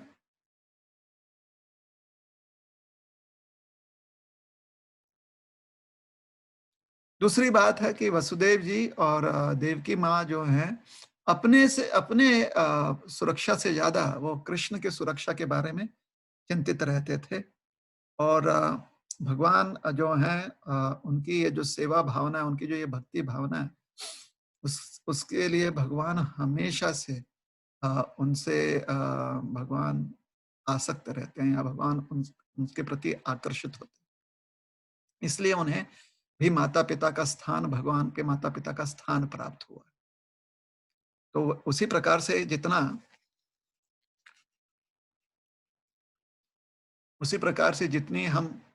जितना भी हम प्रयास करेंगे भगवान का स्मरण करना या भगवान के बारे में ज्यादा विचार करना, उतने ही भगवान के प्रति हम आकर्षित होंगे और भगवान हम हमारे प्रति आकर्षित होंगे। भगवान जब अगर हम भगवान से दूर जा रहे हैं तो ऐसा नहीं कि भगवान हमारे प्रति आकर्षित नहीं होते हैं, भगवान फिर भी हमारे प्रति आकर्षित हैं, किंतु वो कुछ कर नहीं पाते क्योंकि वो हम पर दबाव नहीं डालना चाहते हैं, जोर जबरदस्ती नहीं करना चाहते हैं। वो चाहते हैं कि हम अपनी स्वेच्छा से कोई भी कार्य करें। तो उस संदर्भ में कहा गया है कि जितना ये था माम प्रपद्यन्ते ताम तथैव भजामि, हम जितना हम भगवान की ओर जाएंगे उतना ही भगवान हमारी ओर आते हुए दिखाई देंगे। तो संदर्भ यह है कि उस समय भगवान जो है जब देखते हैं कि अपने स्वेच्छा से हम उनकी ओर आ रहे हैं तो भगवान प्रसन्न होकर हमें और पास लाने के लिए अपने भी भगवान भी हमारी तरफ बढ़ते हैं कि यहाँ हमारी स्वेच्छा है। तो कृष्ण भावना, कृष्ण भक्ति अपनी स्वेच्छा से करनी चाहिए, जहां पर हम भगवान के अस्तित्व को स्वीकारते हुए उनके सेवक के रूप में अपना भी अस्तित्व स्वीकारते हैं। और ये जो एक नित्य प्रेम का संबंध है उसे हम अपने जीवन में सबसे अधिक और एकमात्र जो है उस संबंध को हम मान्यता देते हैं। और जितना ही ज्यादा साक्षात्कार होने लगेगा इस संबंध का उतना ही हम इस संसार और इस सृष्टि से मुक्त होने की यात्रा में प्रगति कर पाएंगे और भगवान के नित्य धाम में प्रवेश करके उनकी सेवा कर पाएंगे। यहाँ पर कथा को विराम देते हैं। हरे कृष्ण कृष्ण कृष्ण हरे हरे, हरे राम राम राम हरे हरे। चलिए, हमारे यहाँ तो 9:15 हो रहे हैं, आपके यहाँ 9:45। अभी तक हमारे पास कुछ प्रश्न आ चुके हैं। अगर और भी कुछ प्रश्न हो किसी के मन में तो कृपया करके कमेंट सेक्शन में लिखकर भेज दीजिए, उत्तर देने का प्रयास करेंगे। और आज हम यही आशा रखते हैं कि आज प्रसारण में ज्यादा कुछ गड़बड़ ना हुआ हो, विशेष करके जो साउंड है वह ठीक से आपको सुनाई दिया हो, ऐसी आशा करते हैं।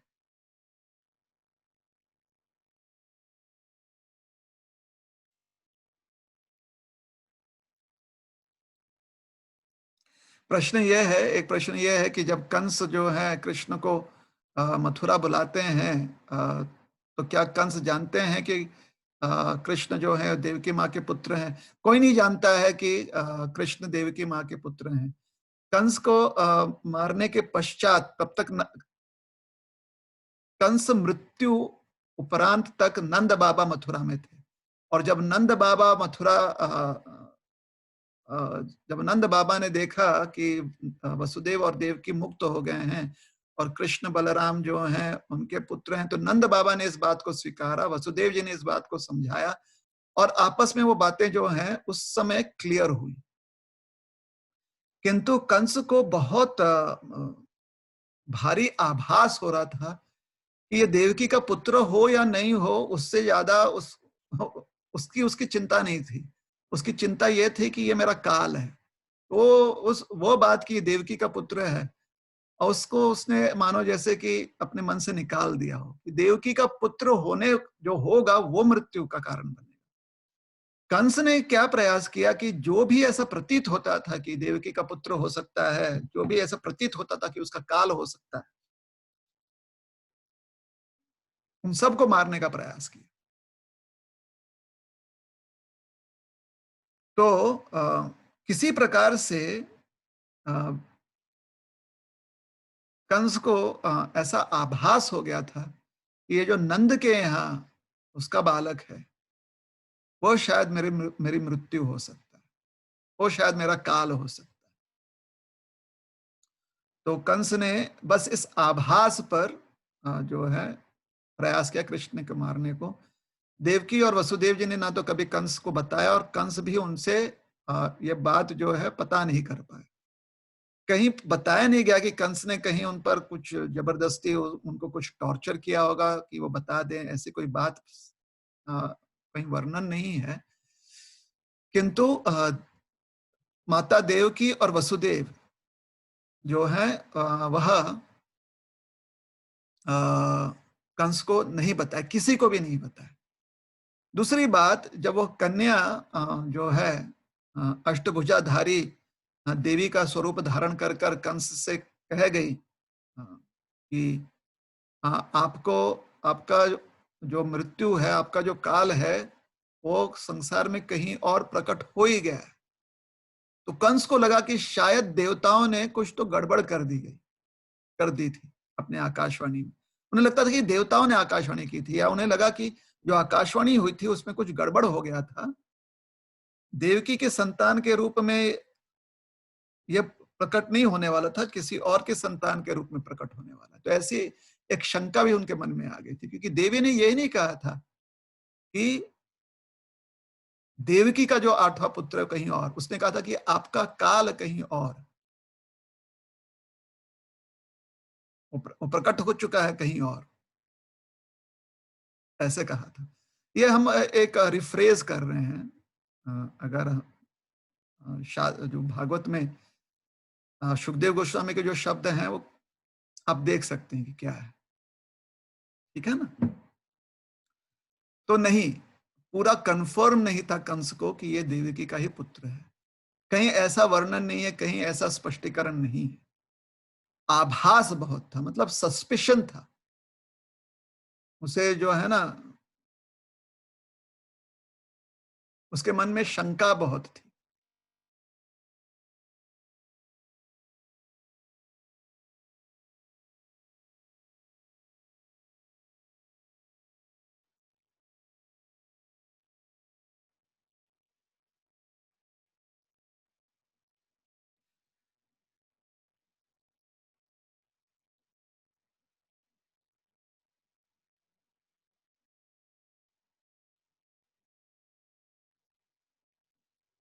प्रश्न यह है कि सुभद्रा जी का ज्यादा वर्णन, सुभद्रा जी कृष्ण और बलराम से बड़ी बहुत छोटी थी। कृष्ण और बलराम देवकी और वसुदेव जी से मिलने आए जब वो 11 वर्ष के थे। उसके बाद 28 वर्ष की आयु तक मथुरा में रहे। तो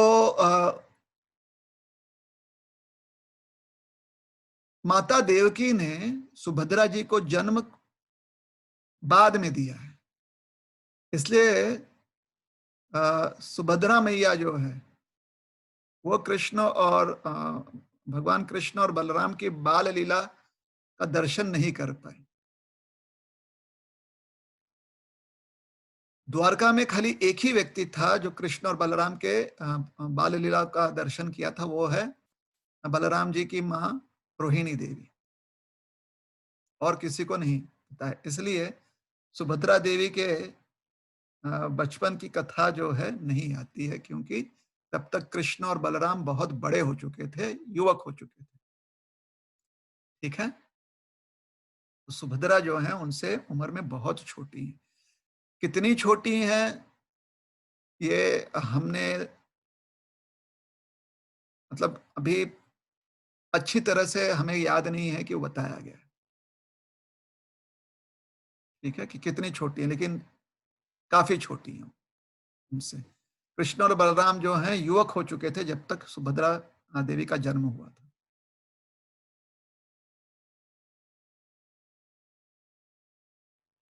प्रथम बार कब मिले? जब उनका जन्म हुआ। सुभद्रा मैया प्रथम बार कृष्ण बलराम से कब मिले पूछते हैं। जैसे ही जन्म हुआ, जन्म होते ही कृष्ण बलराम जो है वहां पर थे, उन्होंने उनको गोद में लिया कि ये हमारी बहन है। ठीक है ना।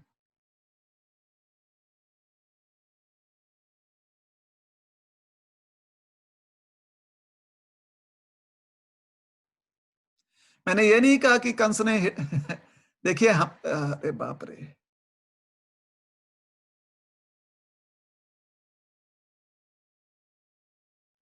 प्लीज अगर हो सके तो हमारे प्रवचन को ठीक से वापस सुनिएगा। हमने कहा कि वसुदेव और देवकी को डर यह था कि कहीं हम आपस में बातें करेंगे तो ये बातें कंस तक ना पहुंच जाएं। तो उस समय लोगों को ये डर होता था, क्योंकि शायद उतनी प्राइवेसी नहीं हुआ करती थी, कोई ना कोई उनकी बातों को हमेशा सुनते रहता था।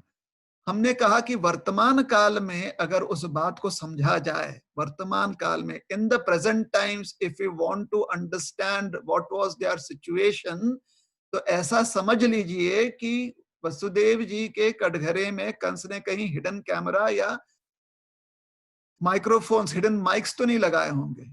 संदर्भ खाली एक मेटाफर, क्या कहिएगा इसको, इसको ऐसे कहिए कि एक काल्पनिक चीज समझाने का प्रयास कर रहे। ठीक है ना।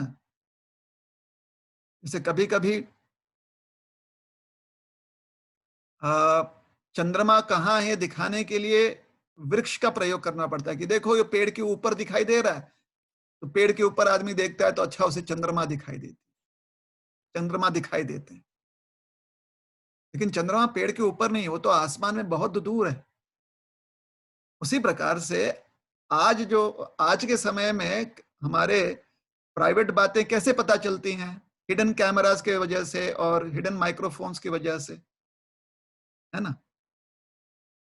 तो पूर्व काल में लोगों की बातें पता चल जाती थी। तो संदर्भ ये नहीं है, हम ये नहीं कहना चाहते कि उस समय कैमरास थे, माइक्रोफोन थे, ये तो बेवकूफी होगी ना अगर हम ऐसा कहेंगे तो। हमने ये नहीं कहा। हमने कहा कि उसी प्रकार का भय का माहौल था, इनसिक्योर एनवायरनमेंट था। जैसे अगर आपको पता चले कि आपके रूम में कहीं पर हिडन कैमरा या हिडन माइक्रोफोन है, तो आप कितने इनसिक्योर हो जाते हो, आप कितने डर कर व्यवहार करते हो। उसी प्रकार से वसुदेव और देवकी जानते थे कि अगर थोड़ी भी आपस में चर्चा करेंगे तो कंस को बात पता चल जाएगी। तो कैमरास और माइक्रोफोन की यहाँ पर बात नहीं की जा रही है, बात की जा रही है वसुदेव और देवकी जी के इनसिक्योरिटी की, जो वो उधर रहकर डर रहे थे कि कंस को पता ना चल जाए, इसलिए आपस में भी बातचीत नहीं कर पा रहे थे कृष्ण को लेकर। ऐसे अगर कोई माता पिता सोचिए 11 वर्ष निकाले हैं, तो थोड़ा विचार कीजिए कि वसुदेव और देवकी जी ने कितना कष्ट जो है सहा होगा। तो उस संदर्भ में हम समझा रहे थे। ठीक है। तो कृपया करके जो हमारी टीम है ना, वो टीम जो है औरंगाबाद में जो टीम है, उनसे आग्रह है कि जहां पर हम ये प्रसंग समझा रहे हैं ना प्रवचन में, उसका टाइम फ्रेम आप निकाल कर पोस्ट कर दीजिएगा। ताकि लोग उसे फिर से सुन सके, सिर्फ उतना ही भाग, ताकि लोग सुन सकें और समझ सकें कि किस संदर्भ में हम वो कह रहे हैं।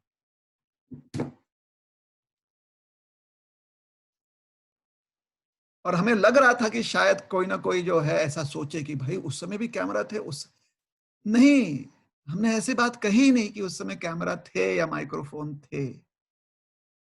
हमने कहा कि वर्तमान काल में अगर हम समझना चाहें कि उनकी परिस्थिति कैसे थी, तो मानो जैसे कंस ने उनके कमरे में हिडन कैमरा और हिडन माइक लगाया हूं। हमने कहा मानो जैसे।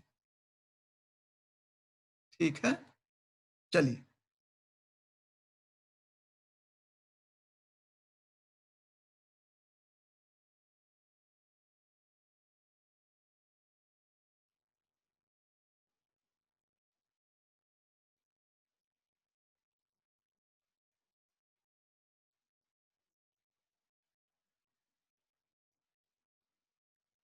ये बात तो सही है कि जो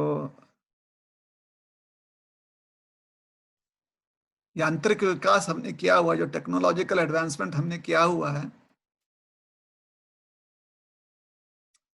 उसकी वजह से हमारा हमारा जो जीवन है इतना व्यस्त हो गया है, उन यंत्रों में इतना हमारा जीवन जो है लग चुका है। प्रश्न ये है कि अ, अच्छा, उन्होंने प्रश्न ये पूछा था, ये प्रश्न आया था कि उस समय अगर ऐसी टेक्नोलॉजी थी, फिर भी लोग जो हैं कृष्ण भावना में थे, और आज देखते हैं कि लोग इतना टेक्नोलॉजी लेकर उससे आसक्त हो जाते हैं और कृष्ण भावना भावित नहीं होते। तो क्या इस बात को आप समझाएंगे? देखिए, क्योंकि जो संदर्भ दिया गया था वही ठीक से समझ में नहीं आई थी, इसलिए प्रश्न को थोड़ा-सा अलग रूप में हम अ, रखेंगे और उसका उत्तर देंगे। प्रश्न यह है कि आज हम देखते हैं कि यंत्रों से व्यक्ति आसक्त हो जाता है और उसकी वजह से कृष्ण भावना में काफ़ी उसे जो है विघ्न आती हैं। उसका मन जो है बहुत कृष्ण के प्रति जो है उसके मन में काफ़ी विक्षेप, काफ़ी डिस्ट्रैक्शंस आ जाते हैं। तो बात यह है कि हम जो है यंत्र यंत्र जो यांत्रिक विकास हमने किया है, उससे सिर्फ कृष्ण के प्रति ही नहीं, जीवन के बहुत सारे पहलुओं पर उसका असर पड़ा हुआ है। आपसी जो हमारे रिश्ते हैं, संबंध हैं, मतलब आजकल लोग मित्रता खाली फेसबुक के फ्रेंड्स के रूप में मानते हैं, या चैट व्हाट्सएप पर कौन हमारा फ्रेंड है, इस पर ही आधारित इसको मित्रता मानते हैं। पहले मित्रता अलग होती थी। पहले मित्रता ऐसे होती थी कि आपका मित्र जो है आपके परिवार का सदस्य माना जाता था। कभी-कभी मित्रता कभी-कभी नहीं, पहले जो मित्रता होती थी, ये यंत्र सब आने के पूर्व, ये पता ही नहीं चलता था कि जो व्यक्ति आपके घर में है, वो किसी अन्य जननी से उसने उसने जन्म लिया हो। बाद में पता चलता था कि नहीं, नहीं, ये हमारे पड़ोस में जो हमारे मित्र हैं, उनका ही ये पुत्र है और इनकी पुत्री है। लेकिन हम लोग ऐसे रहते हैं मानो जैसे कि एक परिवार हो। तो ये जो है ना, यंत्र का प्रभाव सारे रिश्तों पर पड़ा हुआ है। तो यंत्र का जो प्रभाव है वो मानव को पूरी तरह से खोखला कर सकता है, क्योंकि सारे रिश्तों से अगर मनुष्य जो है असंतुष्ट हो जाए तो पागल हो जाएगा। और इसलिए इस यंत्र युग में हम देखते हैं कि लोग जो हैं बहुत त्रस्त रहते हैं, क्योंकि संबंध ही नहीं है, रिश्ते ही ज्यादा नहीं है। है कि नहीं? पहले कम से कम बच्चे जो हैं माँ बाप के साथ बैठकर कुछ देर तक बात किया कर सकते थे। आजकल वो भी नहीं, फोन के ऊपर जो बात हो जाती है उतनी हो जाती है। बाकी अगर बैठे भी हों तो हर कोई अपने फोन पर जो है फेसबुक देख रहा है, व्हाट्सएप देख रहा है, यूट्यूब देख रहा है, समाचार देख रहा है। घर में रहते हुए पति पत्नी जो है एक दूसरे से बात नहीं करते। दादा दादी से तो कोई बात ही ज्यादा नहीं कर पाता।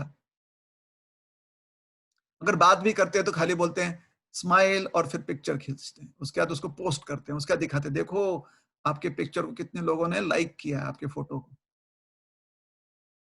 तो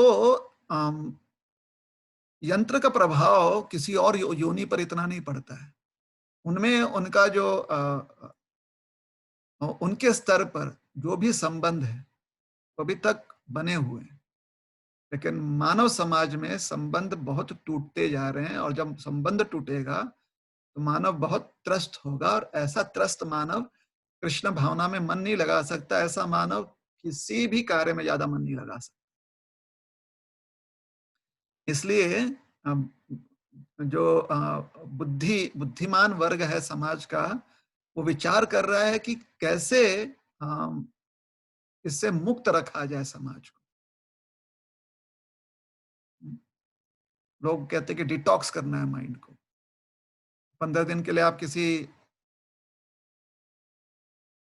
रिहैबिलिटेशन या डिटॉक्स सेंटर चले जाते हो, सबसे पहले आपका फोन लेकर वो उसे 15 दिन तक आपको देते नहीं। सबसे पहले वो काम करते, उसके बाद आपका काम आपने स्वयं करना है। वॉशिंग मशीन नहीं, इलेक्ट्रिक टोस्टर नहीं। हाँ, सेंटर में आए, आपको खाना भोजन मिलेगा, लेकिन जो वो निर्धारित करते हैं वो भोजन मिलेगा, अर्थात स्वास्थ्य के लिए अच्छा हो वैसा भोजन मिलेगा। तो अपने मानसिक संतुलन, अपना अपना सौष्ठव, शारीरिक सौष्ठव, ये सब मानव जो है गवा रहा है कृष्ण भावना के साथ साथ। तो निश्चित रूप से कठिन है। और कृष्ण भावना में जो लोग हैं, उन्हें अगर यंत्र का प्रयोग करना है तो यंत्र का प्रयोग कृष्ण की सेवा करने में कीजिए, अन्यथा यंत्र से दूर रहिए। क्योंकि यंत्र आपका, आपके जो है, आपकी जो यंत्र का असर जो है ना, उससे जो वाइब्रेशंस निकलते हैं वह आपके अंतःकरण को विकृत बना देता है। वह आपके, आपका जो प्राण शक्ति है ना, आपके जो सूक्ष्म, जो आपके सूक्ष्म तत्व होते हैं, उसको वह चोट पहुंचाते हैं। तभी तो कहा जाता है ना कि मोबाइल फोन से जो वेव्स निकलते हैं वो आपके ब्रेन तक को, जो कोई और यंत्र नहीं कर सकता। अभी सोचिए, गाय बैल का कुदाल है, जब तक आपके सर पर वो पड़े नहीं तब तक कुछ असर नहीं पड़ता। ये खाली आपके पास है, आपके एक हाथ दूरी पर है, उसका ये इतना असर पड़ता है ब्रेन पर। तो इतने सूक्ष्म तत्व को भी यंत्र जो है नुकसान पहुंचाता है, तो चोट पहुंचाता है।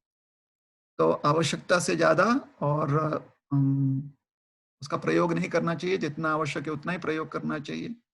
कृष्ण भावना के लिए जो बहुत आवश्यक है वह है स्वयं अ, जो है कृष्ण भावना के सिद्धांत में श्रद्धा रखिए, स्वयं कृष्ण भावना भावित रहिए, और दूसरों लोगों तक ये संदेशा पहुंचाइए, प्रचार कीजिए।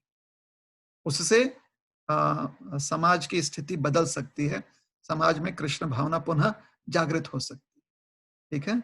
B Krishna conscious and give Krishna consciousness to others.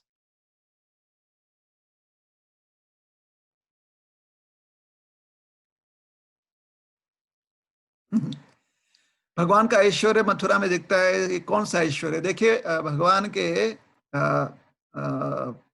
अस्तित्व के दो पहलू हैं। एक है भगवान का सौम्य या उनका माधुर्य, और दूसरा ऐश्वर्य। एक एक होता है भगवान की सिंप्लिसिटी, और दूसरी है भगवान का ऑपुलेंस। दोनों में ही भगवान पूर्ण शक्तिशाली है। सिंप्लिसिटी में प्रेम ज्यादा होता है, ऑपुलेंस में भगवान का जो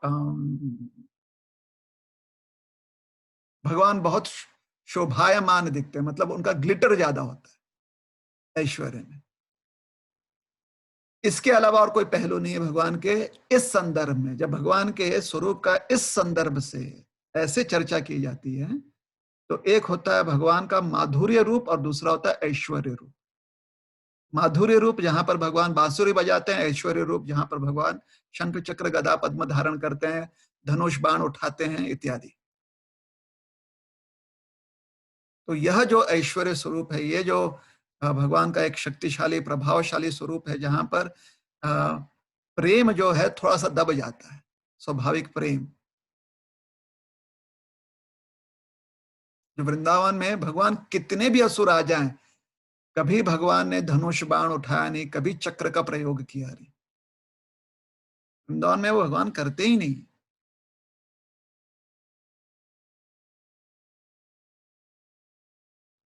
गदा कभी उठाई नहीं। तो इसलिए भगवान की वह लीला जहां पर इनकी आवश्यकता नहीं पड़ती, क्योंकि भगवान छोटे हैं, वह लीला वृंदावन में प्रकट होते हैं। तो इसको कहते हैं भगवान का मधुर स्वरूप। और दूसरा होता है ऐश्वर्य रूप।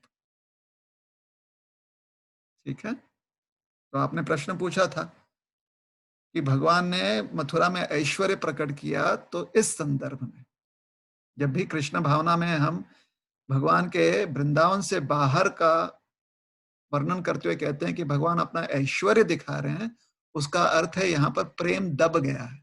मतलब यहाँ पर भगवान बांसुरी नहीं बजा पाएंगे, भगवान का उच्चारण करने नहीं जा पाएंगे, भगवान जमुना में कूद कर जो है तैर नहीं सकेंगे। ये सब जो है, जो सिंप्लिसिटी जिसे कहते हैं, जो सरलता है, वो दब जाती है।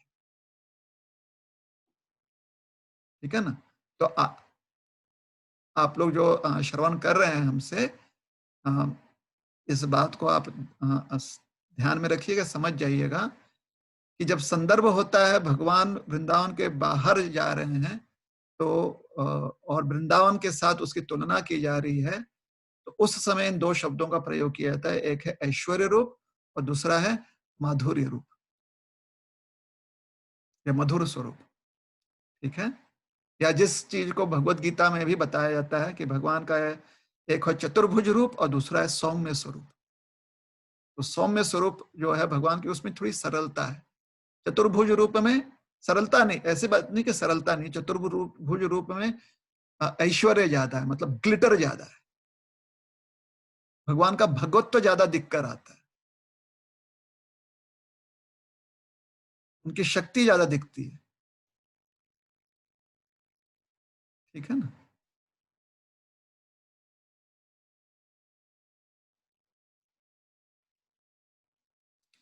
या और एक तरह से समझने का प्रयास यह है कि सोचिए, किसान और योद्धा, दोनों में कोई कम ज्यादा नहीं है, लेकिन किसान का जो स्वरूप है, उसे उसमें सरलता होती है। योद्धा भाई, लगता है कि काफी, मतलब वीर रस बहुत है उसमें। वीर, ये समझिए कि योद्धा के पास उसके उसका कवच होता है, उसका उसकी किरीट होती है, और उसके हाथ में उसके अस्त्र होते हैं। तो वहां पर और किसान के पास उसके पास अपने कुदाल, हल इत्यादि होता है, फावड़ा उड़ा सब होता है। लेकिन किसान के स्वरूप में अ, वो अस्त्र धारण किए हुए हैं, ये भावना नहीं आती है। योद्धा के इसमें अस्त्र धारण किया हुआ, यह भावना प्रबल हो जाती है। तो जहां पर भगवान का ऐश्वर्य रूप है, तो अ, वैसी कोई भावना प्रबल, ऐसी भावना प्रबल हो जाती है कि भगवान की शक्ति ज्यादा प्रदर्शित हो रही है। मथुरा में जो भगवान की शक्ति ज्यादा प्रकट होती है, वो वृंदावन से ज्यादा है। वृंदावन में कम है भगवान की शक्ति। मतलब वृंदावन में हर कोई यही सोचता है कि, मथुरा में हर किसी को पता है कि भगवान जो है गदा चक्र इत्यादि धारी हैं, चक्रपाणी है, गदाधारी हैं। वृंदावन में सबको लगता है कि भगवान सिर्फ माखन चोर है, तो ये उनका माधुर्य स्वरूप है। दूसरा, गिरिराज जी को उठा भी लिया, लेकिन फिर भी लोगों को यही लगता है कि भूख लगा होगा, उसे माखन दे दे खिलाने के लिए। तो ये जो एक सरलता है ना, सिंप्लिसिटी जिसे कहते हैं, ये भगवान के वृंदावन स्वरूप में दिखाई देता है, जिसे कहते हैं माधुर्य स्वरूप। ठीक है? तो यहाँ पर षड ऐश्वर्यों की बातें नहीं की जा रही हैं। शास्त्र में बहुत सारे चीजें बताई जाती हैं, सबके संदर्भ होते हैं। चलिए,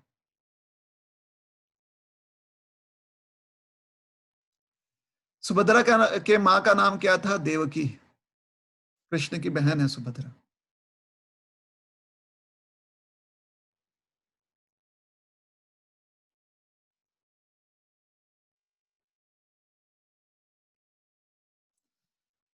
I thought there were many Divya Shakti, so it might be there. ये प्रश्न कुछ समझ में नहीं आया हमें। तो एक भक्त ने लिखा है, sorry I thought there were many दिव्य शक्ति, so it might be there. प्रसंग क्या है, संदर्भ समझ में नहीं आ रहा हमें बिल्कुल, तो इसका उत्तर दे नहीं पाएंगे हम।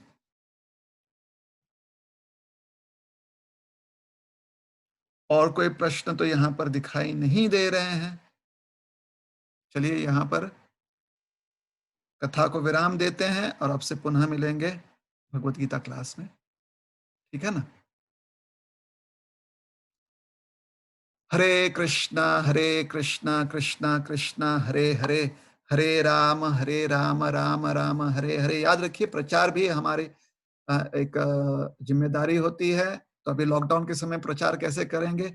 अगर एक रास्ता, अगर आपको ये प्रवचन लगता है कि किसी को इससे लाभ मिलेगा, इसे फॉरवर्ड कीजिए। लोगों को ये प्रवचन सुनने दीजिए, जो भी इससे लाभ मिले उन्हें, या लोगों को इनवाइट कीजिए कि वो सुन सकें। इस प्रकार से प्रचार कर सकते हैं। तो शेयर कीजिए जैसे आपकी इच्छा हो। ग्रंथराज श्रीमद् भागवतम की जय, श्रील प्रभुपाद की जय।